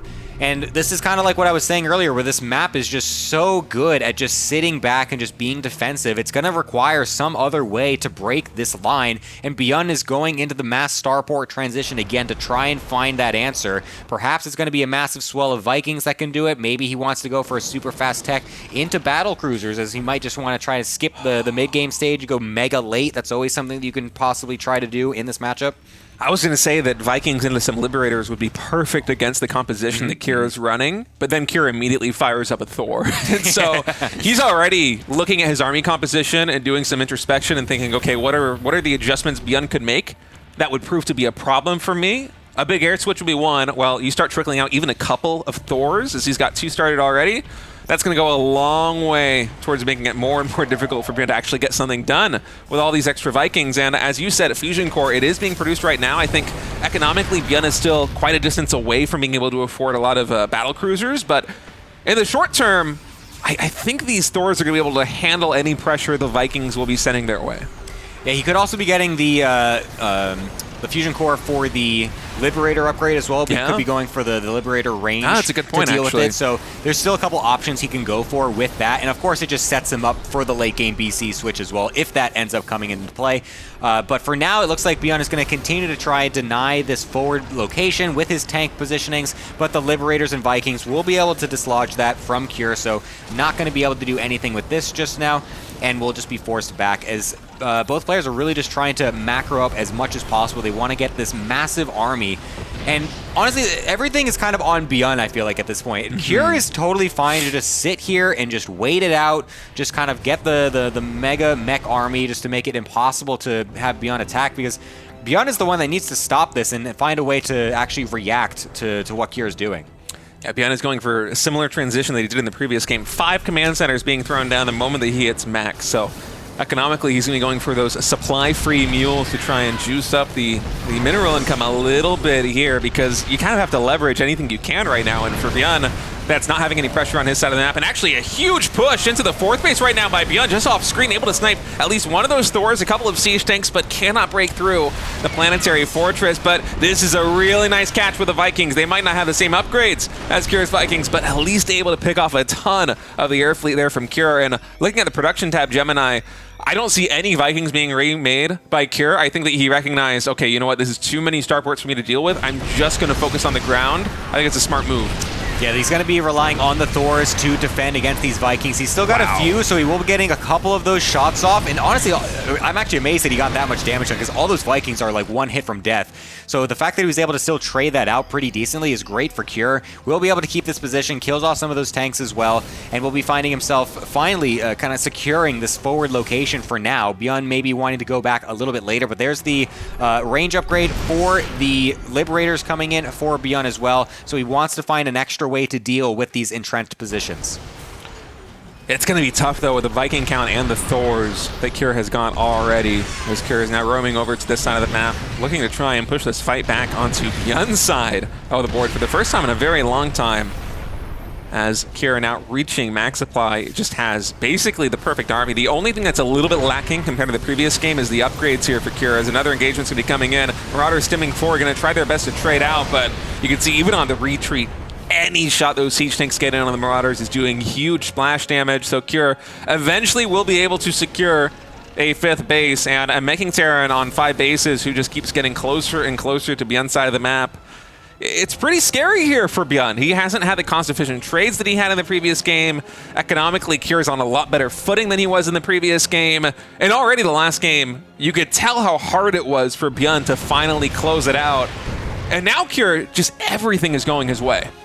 Yeah, I mean, we saw as well ByuN killing a bunch of SCVs in that push. He killed, I think, 12, but when Cure is still sitting here at 70 and now up to almost 80 SCVs again, it's like, it's not even really making a dent, it feels like. So if these moves, while maybe ByuN's trying to find positions, he's trying to get some economic damage, it's not really doing too much against Cure. I feel like he's still feeling like he's in a pretty good position, I would say. He's doing this micro game very well. He's even sending some Blue Flame Hellions himself across the map. Will now start to neuter ByuN's economy as well, so this is looking really good. Getting 12 more SCVs of his own, 15 in fact, before those get killed off. So this is getting into this position, though, in the late game as well, where once we get to a certain CC count, the SCV count does not matter as much, because then you will just be throwing down all those mules like you were mentioning. So at some point, ByuN will want to lose some of these workers. I'm not quite sure if now is yet the time for that, though. I think it's going to be pretty soon. Looking at the mini-map, I'm counting 12 command centers that will be done eventually. I know that there's 3 in production right now. That's going to be a lot of energy for mules in just a moment here for ByuN, and I'm a little bit concerned about his position because he just has never been able to find any angle versus Cure. Cure has been so methodical and slow, just expanding his influence across the top left side of the map, that there just hasn't been an opening for ByuN to capitalize on. And ByuN, on the other side of things, the upgrades aren't really there in terms of mech, and as a bio player, you eventually need to transition into mech to fight mech if you don't kill them. Because the mech army, once it is fully maxed up, once it has all the upgrades and all the static defense it needs to kind of make up for its lack of mobility, it is just a better army. And once ByuN actually does go for that transition, yes, he might have a little bit more of a bank to propel himself forward and really catapult himself in, but he's actually doubling down right now on the bio. He's adding in 4 more barracks. He's adding in a couple of factories here and there. But tech-wise, it is going to be a really difficult task for him to try and switch into mech at any point, and to try and close a game out like this one versus Cure on purely bio and doubling down on that with more barracks, it's pretty scary, because even if you get some BCs out with these extra starports that are coming in, they're going to be battlecruisers with maybe +1 vehicle weapons at most against what is soon going to be 3-3 here for Cure. And something interesting that Cure is also trying to do, as these Vikings do find a little skirmish over towards this middle cavern as well, is that he's gone for a bunch of Widow Mines actually in the production tab, and he also got Drilling Claws earlier as well. So there's going to be a moment in this game where Cure is going to try to run Widow Mines forward underneath ByuN's Viking and air fleet and try to get a massive burst splash damage onto everything. And honestly, I am extremely excited for that moment, because that is possibly one of the most interesting things you could see in these late game engagements, combined with the Thors as well. I mean, there's some potential for some just massive bursts of damage coming out from Cure on this just ridiculously unstoppable army. Yeah, the one good angle that ByuN's had this entire time has been able to minimize the mining of the minerals, at least, from this forward position by Cure. Again, just highlighting the reason behind him going for the triangle expansion as opposed to expanding this one outright with that initial third base. Another Viking engagement coming in right now. The Thor is not able to get the big damage done, so ByuN, I think, getting the slightly better trade in this case. And still is continuing to be a thorn in the side of Cure here in the center, but Cure, he is expanding to the top right. He's establishing another command center there. He is adding command centers all across the map. Looking at the minimap, he's starting to macro up in his own right with the mules, with the energy coming in just a moment. And he might not be as overwhelmingly economic efficient as you might expect a meching Terran to be, about plus 2,000 resources in his favor, but the fact that his economy has been hardly slowed down at all this game is very concerning here for ByuN. Yeah, both players still just trying to take as much position as possible. You can see that ByuN is really not going home ever. He just wants to continually stay on Cure's side of the map, or at least in the middle of it, to make sure that Cure doesn't just have a free walk across the map at any point. So this is a very taxing game on both players, just trying to make sure they both keep tabs on where the other is and just trying to move over here and there just to try and get any sort of advantage positionally, because this game at this point is like, I feel like it's more so a game of positioning than anything else. Sure, composition comes into it massively as well, but like, if you just get outpositioned once with some of these armies, you will just find yourself in you just like can't take the fight, and you just are forced into a really bad location. And so both these players are putting such emphasis on just getting every little bit of position. A Liberator here, a Liberator there, forcing this spot away over here, a slight reposition there. So it's very difficult for both these players to actually force an engagement. There's an interesting transition that Cure is going for right now as well, adding in Ravens with the upgrade. I think he might be anticipating perhaps a battlecruiser switch coming in from ByuN, but as Mapu pointed out earlier, the add-ons here for ByuN, a lot of them are just still reactors. He is really focusing instead on Liberators and on Vikings to try and control this game, as Liberators can get one SCV and then quickly get bursted out of existence by that one missile turret. And I'm just wondering where this one is going to go here for ByuN. He is adding in 3 more starports. I feel like you need to make a transition into battlecruisers with the bank that he's got. They're very mineral heavy. Eventually, that has to be the plan, right? But we don't have the tech labs, and now with the Ravens adding in, I mean, Kira is just like assembling all of the gemstones or whatever in the Infinity Gauntlet. Yeah. I didn't watch the Marvel movies. I don't know what the exact term is. But I know there's a lot of rocks that you put into a gauntlet, and then you get superpowers. That is what Kira is doing. I feel like the Ravens are the last gemstone. Kira's gonna try to just do one mega snap and just evaporate ByuN from this game, dude, with his mech army. Like, he's trying to get those Widow Mines underneath the Vikings, just boom, and just absolutely everything evaporates. A big attack over on the right side will be able to kill off this PF and the extra CC as well, so a bit of a misjudgment on the movement from Kira, so will lose a position because of that. So finally, ByuN finding some leeway, more than just like a few SCVs and a little bit missed position. He actually gets a pretty decent amount of damage with that, and will be able to get away scotch-free. Just doesn't really get anything back to his side. It looks like Kira's going to try to move across the map now because, of course, he doesn't want to just let that go for free. So he's going to find some position in the front. He's just kind of walking into these tanks, though. Wow. The Thors are just kind of eating everything. I'm not sure if this is the best play for Kira. I mean, only 1 or 2 Thors went down, and he completely cleared his position. I love that move there for Kira. The damage is so evenly spread across those Thors. It's only +1 vehicle weapons here for ByuN. As we were saying, if you try to play the late game here, it's tough to really make mech work here for ByuN. Even the small accompaniment of siege tanks that he has aren't doing that much damage into Kira's army. And I'm looking at the banks now. Both players are maxed, and Kira's been cost efficient enough that even losing the top right base, he now has the better bank than ByuN. And notably, ByuN only has 1,000 gas. And that is the real limiting factor here, because one unit that is not good versus the army Kira's got is Marines. Yeah, the last thing you want to be doing as ByuN is to just be throwing all your minerals into a mass Marine switch at the late game. So, yeah, that is going to be a big issue if he cannot get some more gas coming on in here. Of course, the gas income for Kira is going to be pretty low, considering he hasn't had this base going for a little bit, but he was able to bank up so much that he's still in a pretty good spot in that regard, so he has some room to play. He's trying to continue to take this right position so that we can eventually kill off this base over on the right-hand side as well, but that just means ByuN will then take his army, go to the left, and try to outposition Kira on this side.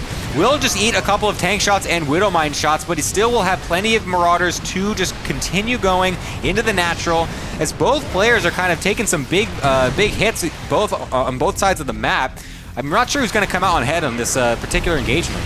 It looks very good for ByuN when you catch the Marauders going into that expansion and taking down, what, a couple of siege tanks, a ton of SCVs, but losing So all many the Vikings is so painful there for him. And again, we're nearing the stage. I mean, just look at the minimap. Look at all those giant blue boxes. Those are mules waiting to happen. The SCVs don't matter as much right now for Kira. He still has a bank as well. And so, yeah, now at the end of this, we kill off 15 SCVs. We take out a couple of command centers with this Marauder hit squad, but we lost a ton of Vikings in the center of the map. All these Marauders are going to get cleaned up, and we're down to 600 gas here as ByuN. It's starting to look a little bit more Kira favored, honestly. Yeah, I'm starting to like this more and more for Kira as you're saying this. I mean, the fact that, again, those Vikings dying in the middle randomly was so massive for him, because he was putting so much into the I'm going to just make more Vikings basket. Like, he was just like, I'm going to have such better air superiority as much as I can, but then he just loses all of them, and he's now being dwarfed by the amount of Vikings and Ravens that Kira has switched on into, trying to go into a single battle cruiser as ByuN, and he's got doesn't have the zero gas He's in the bank. He's got to make Marines. He's doing the thing that literally cannot win. Like, you cannot fight this mech army remaxing on Marines. I cannot believe he hasn't taken the gases at the center expansion yet. I mean, the gas income is still very good here for ByuN. He has a ton of expansions, but you need every drop of Vespian you could possibly get here as ByuN, and right now he isn't getting it. And I know that we're only trickling out a small handful of Marines, enough to reach a max supply, but it is not the supply that you need against the army that Kira's got right now. And oh man, even these gases in the bottom left, I think they're only saturated with 2 SCVs earlier. He's only just now fully saturating them. Yeah, that is just brutal for ByuN. He could have had so much more gas this entire time if he was just mining off of those 2 bases. Looks like he will find a nice position and even teleports the 1BC. Cavalry has arrived to reinforce these Marauders. They will get a decent position and kill off some of these tanks, but I mean, there's just so little else besides this. Like, what are you going to do with this position? Yeah, but at the same time, ByuN does have a very nice siege tank line here in the center of the map, and he has enough scans available that Kier can't really do anything to him. And so even though we're kind of harping on ByuN not really having all the gas to build the army that he wants to, he has sown so much chaos with these moves now into the 3rd base, into the top right, moving through the center, that I feel like Kier is kind of starting to run out of steam. Even this small hit squad of Marauders and siege tanks, I feel like a moment ago, the cost efficiency was massively in Kier's favor, but over the past minute or two, ByuN with just a couple more moves has finally gotten things going on his side of the map. I mean, look at the supplies now. It is Kier who is lacking minerals and gas. ByuN has been able to resaturate the base in the bottom left on gas and finally take the Vespene gases in the center base as well. So his gas income is nearly triple, sometimes even more than triple what Kier's got coming in. Yeah, the chaos that ByuN has suddenly started to throw into this game is now finally finding dividends. He's getting into this topside base as well. I mean, he's denied SCV mining on multiple of the exterior bases. He's just lurking around with this Bioforce as much as possible, being as active as he can. And he's been finding little picks here and there, those tanks getting killed off in the middle of the map as well. That 1BC actually ended up doing a pretty good amount of damage overall. He's trying to get up this little ramp, but that's going to be a bit difficult for him, as of course there's lots of Hellbats and tanks on the top of there, so we'll lose some units there. But the army size still continues to be pretty decent for ByuN. It is, I feel like, mostly Marauders, though. He's been making so many of them all at the same time.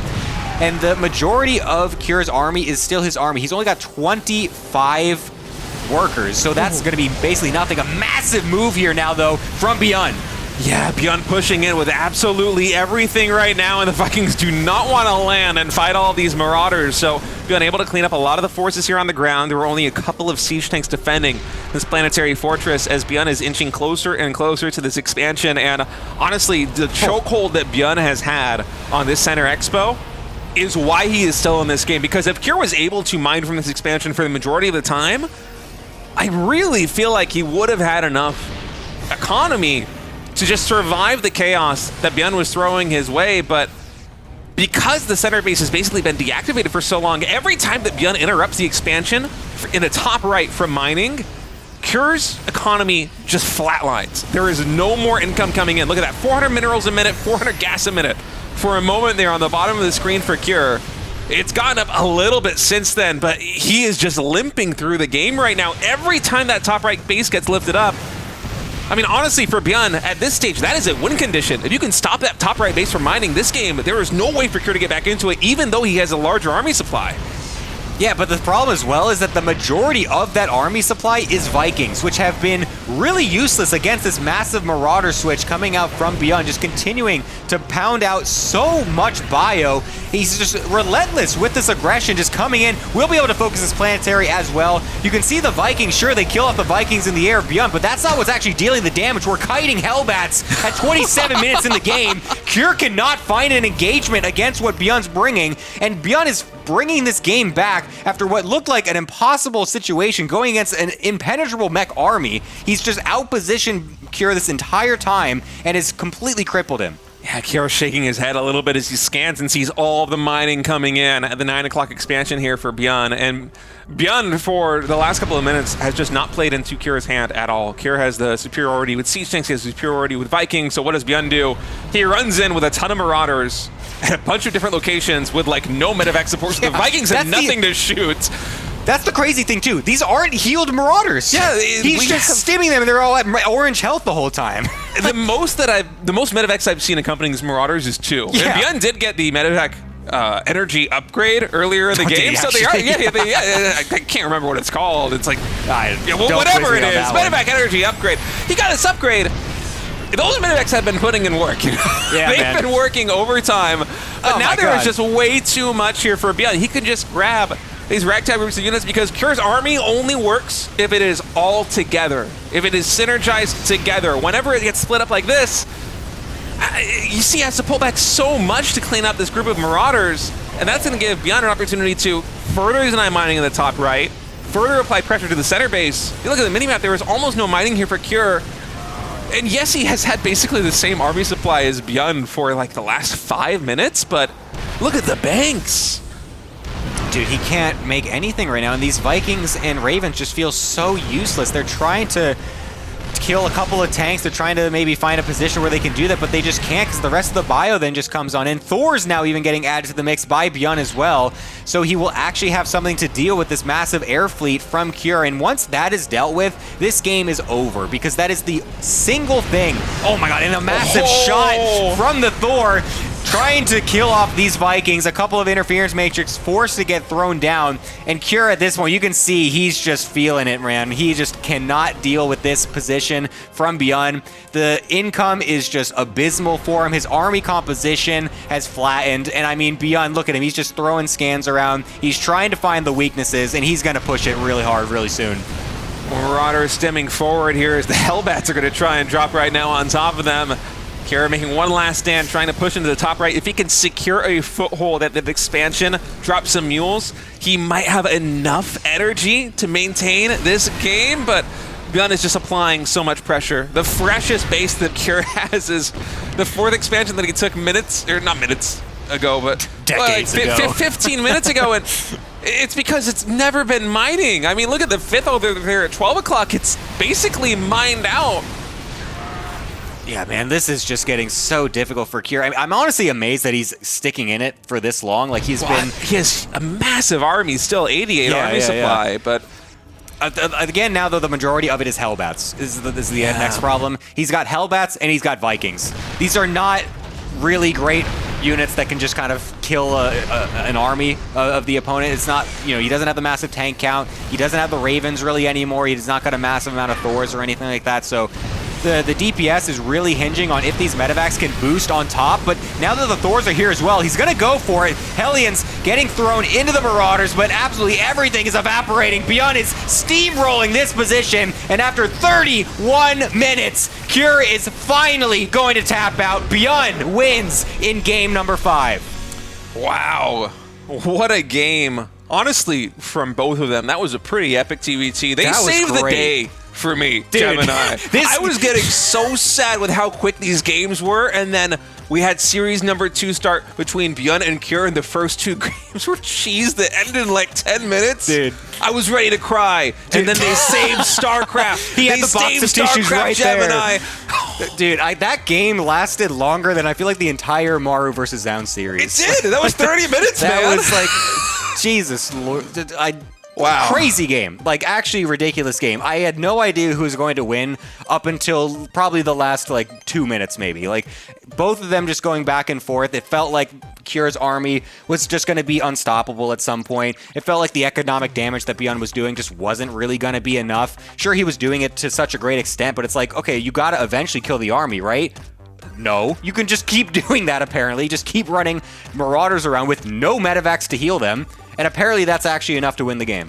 I mean, that was just an awesome TVT. The fact that ByuN never transitioned into mech of his own to deal with a mech of Cure and just waited until Cure finally overextended. He's like, you know what, I can let him have 5 bases. I'll draw the line at 6 bases, then I'll send Marauders absolutely everywhere. You activated my trap card. That one! I can't believe it. So we are going to have Maru versus ByuN in the winners semifinals. Cure is going to fall to the losers match, or not losers match, the lower bracket where he will face against Zoun. They lost. Oh man, that's going to be next weekend. I cannot wait for those matches. Dude, and Maru ByuN is also great. That's such a storied matchup. I mean, they're like best friends. I mean, so is Maru Cure, honestly. There's no missing with the top of this bracket. It is just so much fun. Yeah, it's going to be absolutely great. And tomorrow is going to be hopefully even better because Hero Max Packs is going to be coming up. Rogue and Trigger, I was already mentioning earlier. Some great matches. I'm really looking forward to see what those have in store for us. And yeah, I mean, it's not going to stop there because we got plenty more to come after that in the next few weeks. There's the rest of our schedule as well. Along with that nice early start on the last Sunday, we're going to bang out a bunch of matches early and get them as action-packed as possible. It's going to be super sick. Yeah, today is March 21st, so we're right at the midpoint here in the RSL Season 4 schedule. And man, action is heating up. You can tell games are getting really spicy. The cheese is coming out already in force. They're pulling out all the stops. Yeah, absolutely, man. I mean, what an epic series there between Kira and ByuN to close things out. Folks, we want to give a very big shout out to Archon Studio. They are the premier manufacturers of the official StarCraft tabletop miniatures game, and we have had the privilege to work with them from the beginning of RSL. They have given us so much support, so please check out what they've got. I mean, we have the tabletop this box, dude. Yeah, it's the two-player. This thing is massive. I could lift weights with this thing, dude. This thing is going to make me a stronger gamer. Yeah, it's huge. It looks awesome, though. Like, all the stuff on the back, too. Like, they got so many cool miniatures. You can't really see it very well on the camera. And that's all in the box, which is just absolutely insane. I mean, there's like a Nidus worm, dude. There's, like, medics and stuff. Like, there's Jim Raynor. They copied the pro gamer, dude. That's crazy. It's just absolutely awesome. It's so cool to have them supporting StarCraft too, and making a game like this, which honestly, it's kind of a no-brainer. StarCraft has so many cool units, and I saw in the trailer video they showed earlier, they had like the Goliath, and they even got like StarCraft 1 units. They've got StarCraft 2 campaign units. It's just awesome. Guys, pre-orders are now live. If you want to check it out, give them a shout out. Archon Studio, they have been awesome. Nice. And also, all of you joining our Patreon have been super awesome as well. Go ahead and check it out. This is how we've been able to run this tournament. We've been so thankful to all of you guys who have been supporting us this far. And there's still plenty of room for everyone. Anyone can join this, honestly. We have literally an unlimited amount of room, except for the highest tiers. I guess there is a limited amount of those. But regardless... Only 475 and 500 remaining. Quick, guys! It's going to run out. It's going to be a rush. Get that immortal. Anyways, there's lots of stuff that you can get. You can get replays that we get uploaded every single week. You can vote for players. You can vote for maps and stuff like that. Also, we have the merch site. So please talk to me about the cool merch. Patreon supporters get a 20% discount, as there's just so much cool stuff on this one. You got the Tasteosis shirt, you got the RSL merch, you got stickers, you got pins, and there's a ton of other stuff that isn't even StarCraft or Tasteosis related, just very cool gaming t-shirts in general. So indeed. Check it out. It's a cool way to support StarCraft 2, support RSL, and another way you could support the RSL. We would love you if you haven't yet. Even if you're watching live right now on Twitch and you're like, I don't need to watch the VOD. I watched it live. Go to the YouTube anyway. Subscribe, click the like button, leave a comment. Just put it on another tab, play it all through to give us that algorithm boost. Just it doesn't matter. You love StarCraft this sounds much. like work, but at least click the buttons. Well, you can just put the thing up there and just leave it there. You don't even have to look at it, and it helps us, man. That's the least amount of effort. Come on, you guys, I would just do it, all right? Open every single one of our videos. Open 50 tabs. Go to your school library. Yeah, open up every single computer. Call your grandma. Call your uncle that doesn't talk to the family anymore. It doesn't matter. Just get them all to open these videos, okay? And support us. That would be so great. We would love it if you could do as much as possible on that YouTube. All right, folks, that's going to be it for us today. We're going to come back tomorrow with Hero versus Max Pex and Rogue versus Trigger. Same time, same place. We'll see you soon.